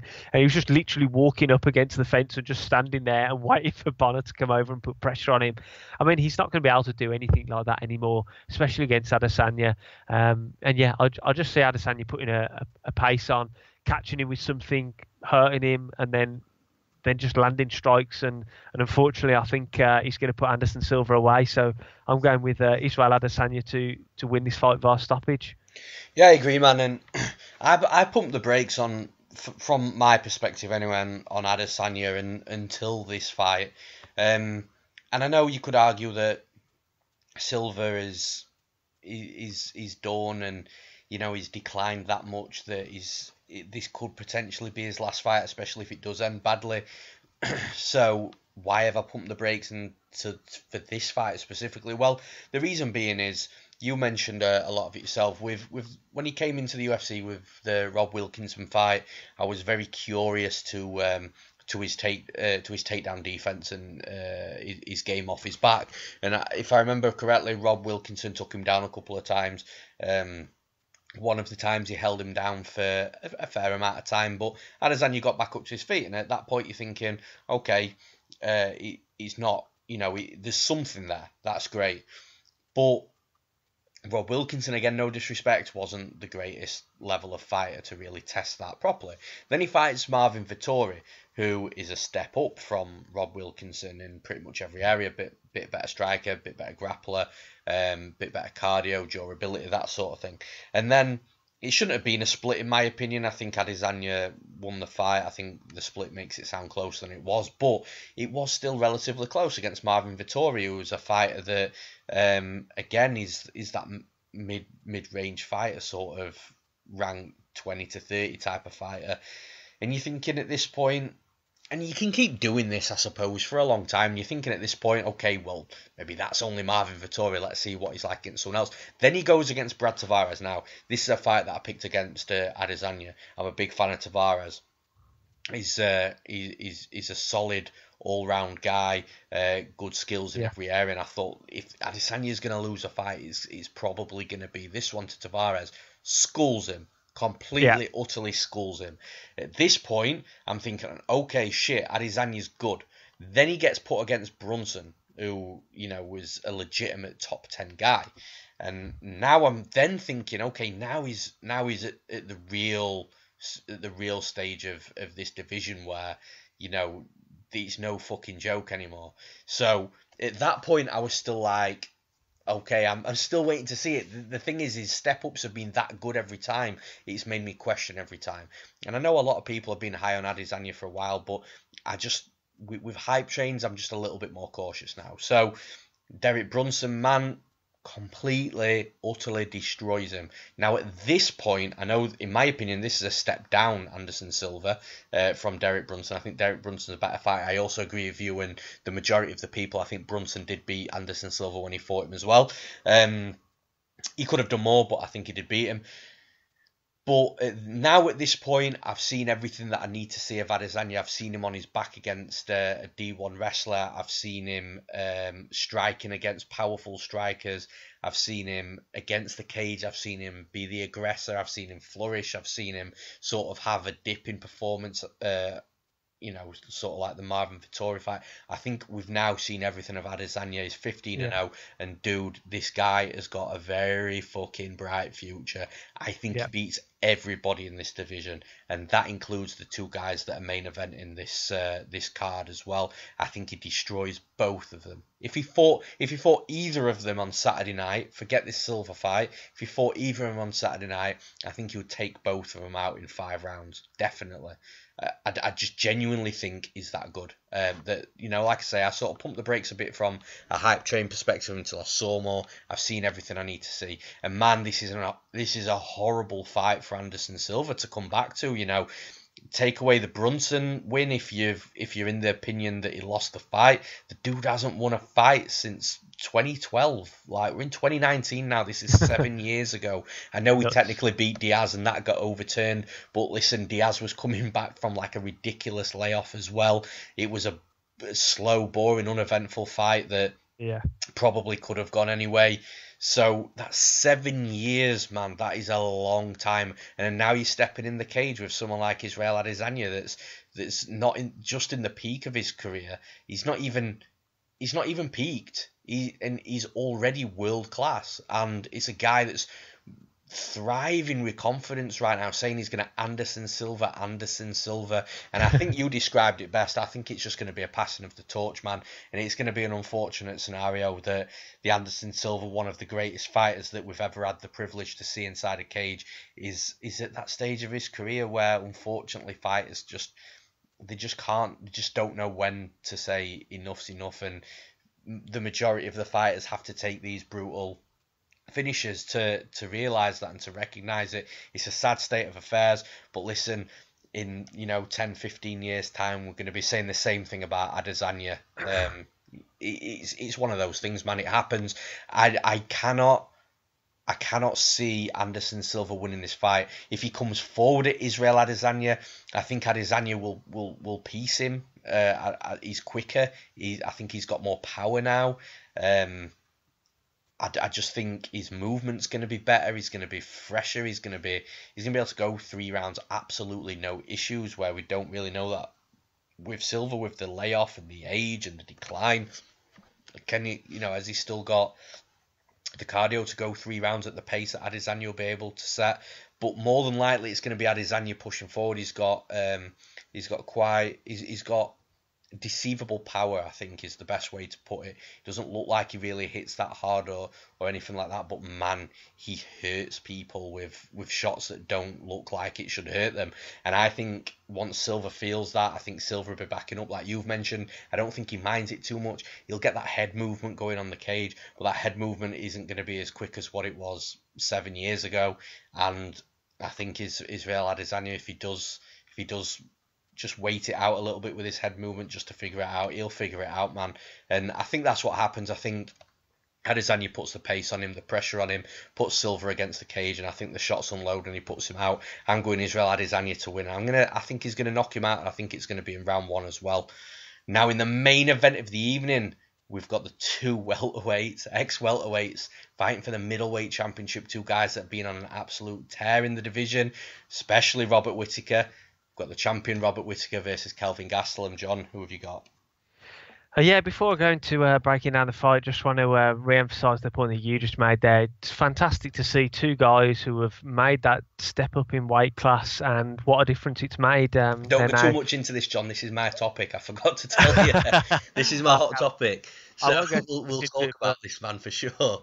But yeah, man, that's fantastic to see. That these 2 guys are at the top of the division, having made that step up. But I'll keep stum on that for now. Then, this is a really good fight and a really interesting fight. And literally until I switched my laptop on to begin recording this podcast, I was picking Kelvin Gastelum to win.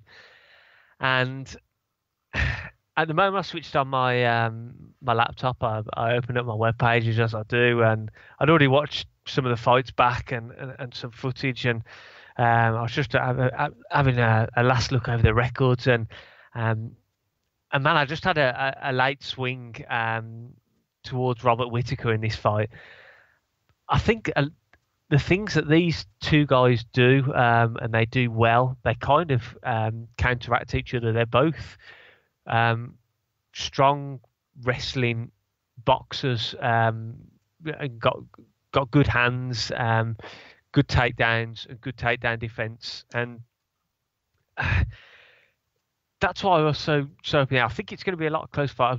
I'm seeing, from what I'm seeing on the majority of social media, a lot of people are going with Robert Whittaker in this fight, I believe, but I think it's going to be closer than a lot of people are making out, and I think a lot of people are thinking that Whittaker will quite comfortably win this, but I think it's going to be another real war in there for Whittaker. Obviously, he's coming into this fight off the back of 2 out-and-out wars against Yoel Romero, and they were my initial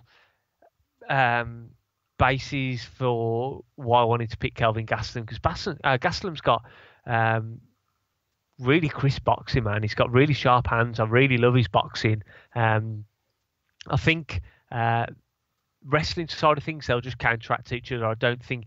Yoel Romero couldn't hold down Whittaker, and Yoel's an Olympic wrestler. I don't think Gastelum will be able to. Gastelum's a fantastic wrestler himself, but I don't think he will be able to hold down Whittaker if he can even get a takedown at all. So then that takes it to a battle of in the stand-up department. And like I said, they've both got really, really good boxing. Who's got the sharper boxing? Possibly Gastelum's got the slightly sharper boxing, but I think Whittaker does more damage. I think Whittaker's got better kicks. We saw that in the Jacare Souza and the Derek Brunson fights. And yeah, I just overall, I think my decision was swayed by the fact that Whittaker can put people away from anywhere, head kicks, punches.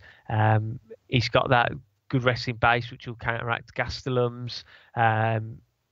He's decent in the clinch as well. We've seen him injure people with knees and things like that. And yeah, just what swayed it for me was the fact that Whittaker, I know MMA math doesn't work, but Whittaker put away Jacare Souza with the head kick and the strikes, and Gastelum went to a close split decision with Jacare. Prior to that fight, Gastelum put away Bisping with that brutal knockout, but Bisping, man, is at the end of his career. And then prior to that, Kevin Gastelum lost to Chris Weidman, and Chris Weidman isn't the Chris Weidman of old, the Chris Weidman that went on a bit of a tear, winning the title and retaining the title for several defences, and that's only going back 18 months as well. And I know Gastelum has made improvements, but I don't think from that fight he's made enough improvements, and he'll have the overall game to defeat Robert Whittaker. So yeah, I just think over the course of 5 rounds, I think it will drag out into the later rounds. I don't think anyone will put anyone away in the first 3 rounds. Yeah, I think over the course of 5 rounds, Whittaker will do more damage than Gastelum. Whittaker can keep going as well. I know Gastelum's gas tank's a lot better now. He's at middleweight, but he does tend to. He can still fade later in fights, and I think Whittaker will just keep pushing on and powering on. He's gone last 2 fights. He's gone 2 ridiculously brutal, intense, tiring, hard 5 rounds against Romero, whereas Gastelum hasn't. I mean, his fight against Jacare was only 3 rounds. He hasn't fought 5 rounds. He hasn't gone 5 hard rounds against someone like Romero as well. So yeah, I just think overall over the course of 5 rounds, Whittaker will have too much in his locker.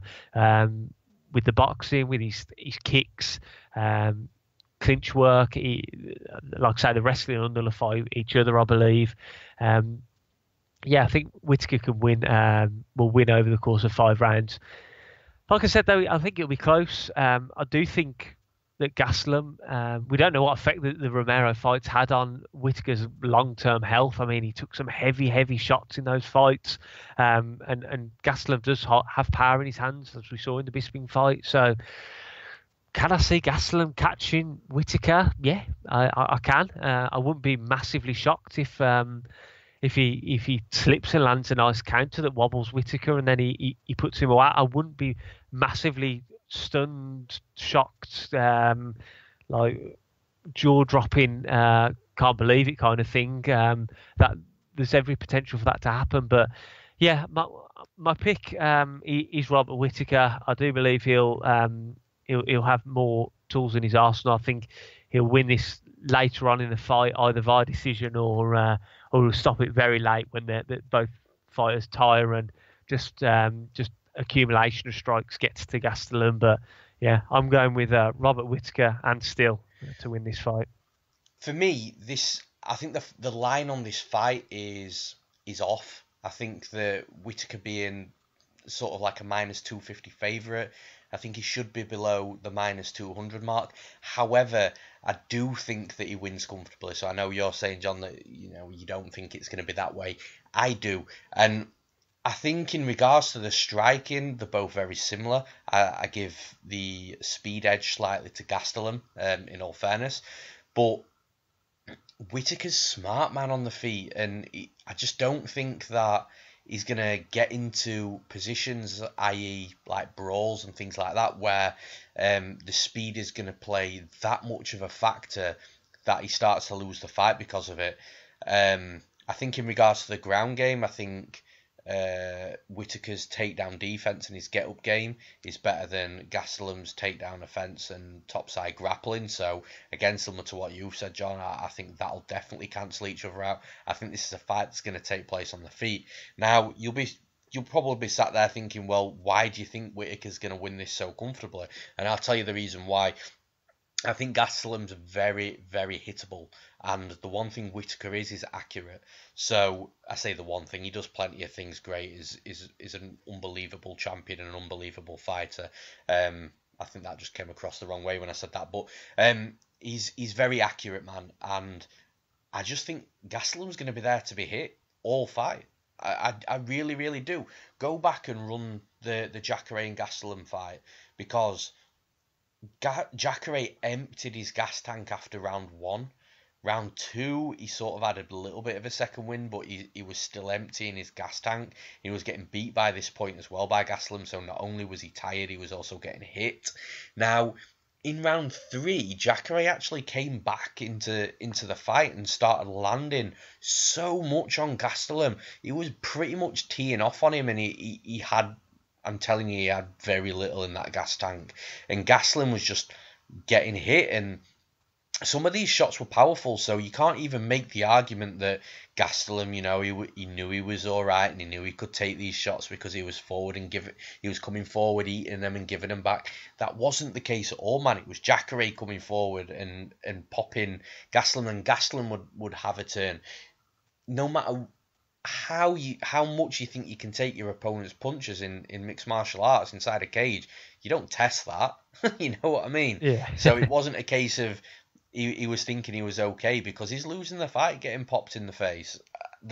The actual decision of that, by the way, I had a bet on Jacare, and I'm telling you, that was one of the most 50-50 fights that I think you could ever see. So it could have gone either way. I'm not mad that I lost my money. It was just one of those fights. I was surprised it went against Jacare in Brazil, but it is what it is.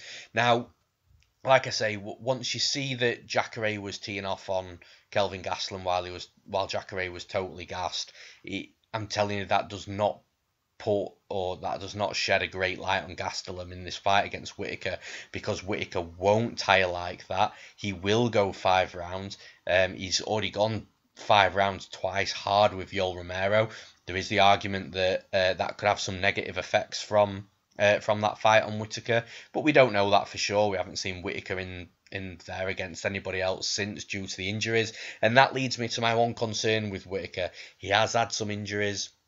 He has had a couple of surgeries, I believe, as well, to fix some of the lingering things that he had going on. For me, that's the only concern. If those things hinder anything inside that cage for Whittaker in terms of movement, or whether something's reoccurred during fight camp, but he's not going to pull out of this fight when he's fighting at home to defend his title. So if there's anything like that, I think that could be a problem, and then that could cause maybe inactivity and put him on the back foot. Then Gastelum can then take over the fight. For me, if Whittaker has nothing lingering from, or nothing major lingering from the injuries and the layoff, I think he's going to be absolutely fine in this fight. I think he's going to cruise. I don't think he's going to put Gastelum away. I think it's going to be one of them fights where he probably wins either 3 rounds totally dominant, or sort of 3 rounds and potentially picked up a 4th round in a close round where it could have gone either way. I think he's gonna win. I think he's gonna win comfortably. I'd be very, very surprised if Gastelum won this fight in Australia. And I don't think Gastelum's a bad fighter either. I think he's a really good fighter. This is making, with how I'm describing this fight, it's making out that I think Gastelum's bad. I genuinely don't. I just think Robert Whittaker's just a level above him. If Whittaker had a deficiency in his takedown defense or something like that, I think that Gastelum could expose that. But like you've already mentioned, Olympic level wrestler Yoel Romero struggled to take Whittaker down often, and when he did hold him down, I just think if Yoel Romero's struggling doing that, Gastelum won't be able to do it. Like I say, on the feet, I do think that where Gastelum's got the speed advantage, I just don't think Whittaker will put himself in too many dangerous positions where that advantage will become something huge. And then, like I say, I think Gastelum's hittable, which we've seen in previous fights. I'm just basing this analysis from what I've seen in previous fights, and I'm sorry, but when a grappler, predominantly a grappler such as Jacare, is totally gassed yet teeing off on you in round 3, I just don't think it sheds a good light on you when you're fighting somebody like Whittaker, who won't gas, who is accurate, who is a striker. I think Whittaker's going to win comfortably, man. And still for me. And that's all she wrote for the fight breakdowns, guys. But we move on. Welcome to the hot topics portion. So the first thing I'd like to kick this off with is the common trend in MMA right now. You've just touched upon it at the at the start of you breaking down that main event, and it's moving up in weight division opposed to moving down. So again, I feel like we talk sort of a little bit around this quite often. I'm just diving straight into this here though, because it's a great trend in my opinion. Like a few years ago, you'd find everybody was moving down. Or the fighters would always move down opposed to moving up. Until it got to the point where fighters were missing weight and then they were forced to move up. And then I think a few fighters started having a lot of success moving up, and then other fighters thought, oh shit, well he's having success, maybe I can as well. And now it's a trend. And I was interviewing Mick Stanton, who was fighting at Cage Warriors 101 a couple of weeks ago, and Mick's a guy that moved up. He said his body just couldn't take it anymore, cutting the weight. So now he's moved up a weight division. He says that he feels amazing. He just feels like a totally different person, rejuvenated, gas tank, power, strength. And that's another thing that he mentioned as well. Like we had quite a lengthy discussion about this. He mentioned the strength because he said when he was cutting, like you would automatically assume when you move up in weight, you're not going to be as strong as the guys up there. Yeah. But he said that's actually a little bit of a misconception, because now he doesn't have to cut as much weight. He can now spend more time lifting weight and getting stronger, which was something that hadn't occurred to me as part of gaining that additional strength moving up in weight. And he says he was saying he'd be able to throw guys a weight division above him because he's that strong now, because he's not having to cut as much weight. Obviously when you're cutting your weight, you can't then start piling a load of muscle mass on, because you just, that's not how you cut weight. So it's just great. And then you look at other fighters, and I said this at the time when we're breaking the fights down, the Michael Chiesa fight against Carlos Condit. He was talking to James Lynch in detail about how he had this cloud because of the weight cut. Even like a couple of weeks after the fight, he just still had this cloud sort of covering him, so to speak, this metaphorical cloud where he couldn't really react as fast as what he wanted to, and it would drain him very quickly, and his reflexes weren't there. And suddenly he's moved up a weight and this cloud isn't there anymore, and he's sharper, he's faster, he's more reactive. And we saw that, man, and he looked great against Carlos Condit as well. So I just love the trend. I think it's something more fighters should do, because there's proof. Just look at this main event. These are two of the best middleweights in the world fighting for a world championship, a UFC world championship, the pinnacle of the career, the highest that they could possibly get, and they were 2x welterweights. And they're still, in my opinion, undersized at middleweight, yet especially Whittaker has just wiped out everybody in that division. Whittaker, I mean, I'm not taking anything away from Gastelum. He's there for a reason. But for me, Whittaker's stepped up into a weight division. He was an average fighter, man, at welterweight. He was average. And he stepped up a weight division and fucking wiped out the lot of him and took the title. What more do I have to say? Damn right. It's you, man. Yeah, I'm in complete agreement with you. I mean, this main event sums it up really. Whittaker's come in, like you just mentioned, he was just an average kind of fighter at welterweight. I mean, he was losing to guys such as Court McGee, man. I mean, no offense to Court McGee, but he was losing to Court McGee back at welterweight. Lost to Stephen Wonderboy Thompson as well. He's a tough fighter, so give him the benefit of the doubt with that one. But man, as soon as he moved up to middleweight, he's just been on a tear ever since. And same goes for Gastelum. Gastelum was missing weight down at welterweight, and he was okay. He was decent welterweight, but a lot of that was due to the fact that he was just bigger than guys because he wasn't making weight. But yeah, he again seems like he's rejuvenated. He's got power. He looks a lot better at middleweight, and I think it's a fantastic trend and something that I think we should see a lot more fighters head in the same direction. Prime example I'll give is my boy Tom Breeze, former welterweight, lost to Sean Strickland via decision back at UFC 199.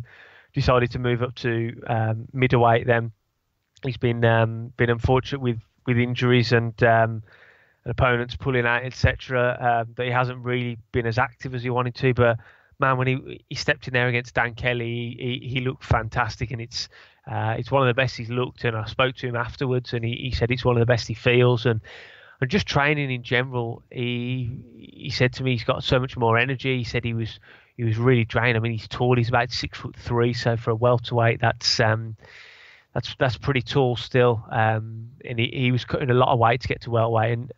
And yeah, I think people have the impression of what you said, that if you're cutting more weight and then rehydrating, you're going in there bigger, you're going to have the power advantage over guys, and you're not going to have that power advantage if you move up. But yeah, you can completely change your training and the way you train and the way you like where your power comes from and things like that when you move up a weight class. And yeah, I mean he's a beast now, Tommy's, and he's a prime example, and people will see more so. His name doesn't really get mentioned in a lot of things because of he's unfortunately been inactive quite a lot, like I mentioned, because of the injuries. But when he gets on a roll, I'm telling you now, he'll be one of the top guys in the middleweight division. He'll be top 10 for definite. I've got no doubt about that. And again, that'll just prove what a fantastic decision it was to move up to up a weight class. Another example, this was probably more forced than decision, but Saeed Nurmagomedov this past weekend wasn't overly impressed with him against Justin Scoggins in his UFC debut down at flyweight, fought at bantamweight, and man, he looked superb. He fought against Amos and he just annihilated him from the first bell until he put him away. And yeah, I thought, like you mentioned, it's health-wise and things, it just makes a lot more sense for a lot of more fighters to move up a weight class, and you can kind of see fighters when they step in there that they're not fighting at the weight class they should. Another example I'll give who I think should move up in weight class is James Vick.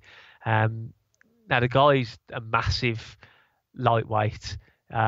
He's really tall. He cuts a lot of weight, and I think he's a perfect example. Like Chiesa, I think he's a perfect example of someone who should move up in weight. I'm pretty sure Vic's about 6'2", 6'3" as well, and for a lightweight man, that's huge. And I think he would really benefit because he'd be able to fill out more. I think he found out a little bit against Gaethje that he's a bit slower than other lightweights, and that's probably because of how big he is. And at welterweight, that'll probably balance itself out a lot more as well. And yeah, he's a fighter that immediately springs to mind that I think should make that jump up in weight as well. And there's a lot. These are just guys I'm picking quickly off the top of my head, but yeah, definitely I'm in agreement with you. The best thing, one of my favourite things I like to read on news stories and things on social media is that fighters have made the decision for their health to move up in weight class, and more often than not, like you said, we do see it brings success, and or it certainly doesn't have an adverse effect. Let's put it that way. People might not always have the same impact as Robert Whittaker has, for example, but it doesn't seem to have much of a as a negative impact as it does a positive one. So I'm all for it, man. Let's get that trend going. Absolutely, man. And the next thing we're going to talk about is surrounding pay-per-view cards and the quality of fights that get assigned to the pay-per-view portion of the fight night. So, John, this was a topic brought up by yourself. So, over to you, man. Yeah, well, I just wanted to get your take on, firstly, the standard of card here for a pay-per-view card, and secondly, which we'll move on to briefly afterwards, whether you think numbered pay-per-view cards outside of the US get a bit of bit of maybe harsh treatment is the best term to use in terms of. Now I'm basing this purely on terms of like name value, and name fighters, rank fighters, and things on the card. And I mentioned earlier in the breakdown of one of the fights, I'm in no way, shape, or form a MMA snob who will only watch a pay-per-view card if they've got this name or that name or a certain amount of names. I will watch literally any card from grassroots level up to the biggest cards that the UFC put on. So for me personally, it doesn't really bother me because, and as well, being in the UK, we get everything paid for with one subscription. So you wouldn't feel aggrieved if a pay-per-view card was of a slightly lesser standard on paper than any other one, because obviously we don't have to fork out $70 or whatever it is like our American friends do to order that pay-per-view. But just looking at this card, and I've seen a lot of grumbles on social media, UFC Fight Club, things like that, about the standard of this card, not only for people like our American fans who have to order the pay-per-view, but also the people who are attending over in Australia. Do you think they've been given a subpar pay-per-view card? Again, I'll emphasize in terms of name value, because you look at obviously we'll just look at the pay-per-view portion. Jim Crute against Sam Alvey. Mentioned before, Sam Alvey's never been on a pay-per-view card, prelims or main card ever. Jim Crute has got 2 fights in the UFC, still very raw. Obviously, they're going with Jim Crute because he's a hometown guy, but is that a bit of a cop-out and going, we're pleasing the hometown fans because we're giving them Jim Crute? Would they rather see Jim Crute as maybe the prelim headliner and a more well-known name on that main card opening site? I don't know. Secondly, again, the women's flyweight fight between Montana De La Rosa and Nadia Kassem. Again, two ladies who, no offence to them at all, but they've got very limited experience in the UFC. They're not big names. They're not. They haven't really done a lot in terms of career-wise in terms of the UFC at the moment. Obviously, we've got Kassem again is another Australian, so obviously that is the reason why they're putting her on the main card to appease the hometown fans. But I don't know if they want to see these fights on the main card of a pay-per-view, because if we got a pay-per-view card over here in Britain, which we did, we got UFC 204. Off the top of my head, that was a really good card, just great all card, round. That was fights as well. Yeah, just the standard of fights. I can't remember them off the top of my head, so I'm just going to quickly Google the fight card. Obviously, we had Bisping Dan Henderson in the main card, the main event. Co-main event, Vitor Belfort, MMA legend, against Gegard Mousasi. He's one of the best middleweights for me ever as well. He's got a fantastic record. And then you've got Ovid St. Preux against Jimmy Manuwa. I know obviously Jimmy Manuwa is a hometown guy, but he was top ranked, possibly ranked number 3 at the time. In that light heavyweight division. So straight away, that's 3 top cards. Then you've got Stefan Struve, who's been a perennial heavyweight ranked guy, fighting. I think the final fight on the main card was Mursad Bektic, if I remember correctly, who again is an absolute beast, and yeah, just that card from top to bottom really was littered with talent. So outside of the top 2, even the Rani Yahya against Ricky Simone fight, for the 3rd fight down on a pay-per-view, is that acceptable? Is that acceptable for fans who have to pay for the pay-per-view cost, and for the fans in attendance? I mean, neither of those 2 guys have got any affiliation to Australia either. So I mean, do you think that they've been pretty hard done by? The top 2 fights on the card. I mean, the main event's fantastic. I love the main event. Co-main event, you've got Adesanya. Anderson Silva, for me, he's in there for his name value. I mean, skills-wise now, you could get a better co-main event for me. Anderson Silva, unfortunately, like we mentioned in the breakdowns portion, he's on the decline at the end of his career. But I can understand why that's a co-main event, because it's Anderson Silva, of course. But yeah, overall, I just wanted to get your thoughts. What you think the standard of the card? Like I say, we're talking name-wise on paper. Technically, there could be some fantastic fights. We never know how a fight's going to play out until we've actually watched it as well. You could have two fantastic names, Derek Lewis against Francis Ngannou, for example, and nothing happens. But I'm just going purely on like the name basis and the stature of the card, so to speak. Well, you can look at this honestly so many different ways. So let's talk about the people that are going to be in attendance in the arena. I genuinely think that it doesn't matter what's in your final 5 fights. If you've got some exciting fights throughout the night, then that will more than make up for it. In my opinion, this is a pretty poor card. But the other thing you've really got to take into consideration, and you touched upon it, is it's the Americans and the Canadians that are buying the pay-per-view portion. So they're buying 5 fights, and I think it's $60 for them, which is sort of between 45 and 50 quid, depending on obviously the exchange rate at the time. So it's $60 now. I would be aggrieved for paying $60 for this. I really would. But then again, because I'm going to sound like a snob here, because I'm used to having sort of the package all included with BT Sports, and then obviously paying $6.99 or $5.99 for Fight Pass to cover the early prelims. I would sort of begrudge paying $60 for any pay-per-view, even if it was a fantastic card. And I would do it definitely, but I feel like I'm aggrieved because I'm just used to having everything all in one. Things work so much differently over in the UK and Europe than they do over in America when it comes down to the broadcasting, the pay-per-views and stuff like that.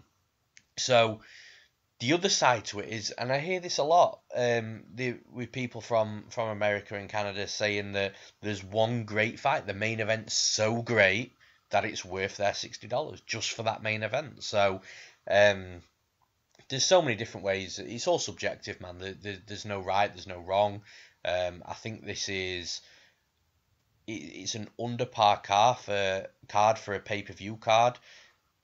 However, the Australian fans have got their hero Robert Whittaker fighting, so that's all that matters. I've also got the potentially next biggest thing in mixed martial arts in Israel, Adesanya. They've also got one of the greatest fighters of all time fighting, that said MMA greatest potential prospect coming up.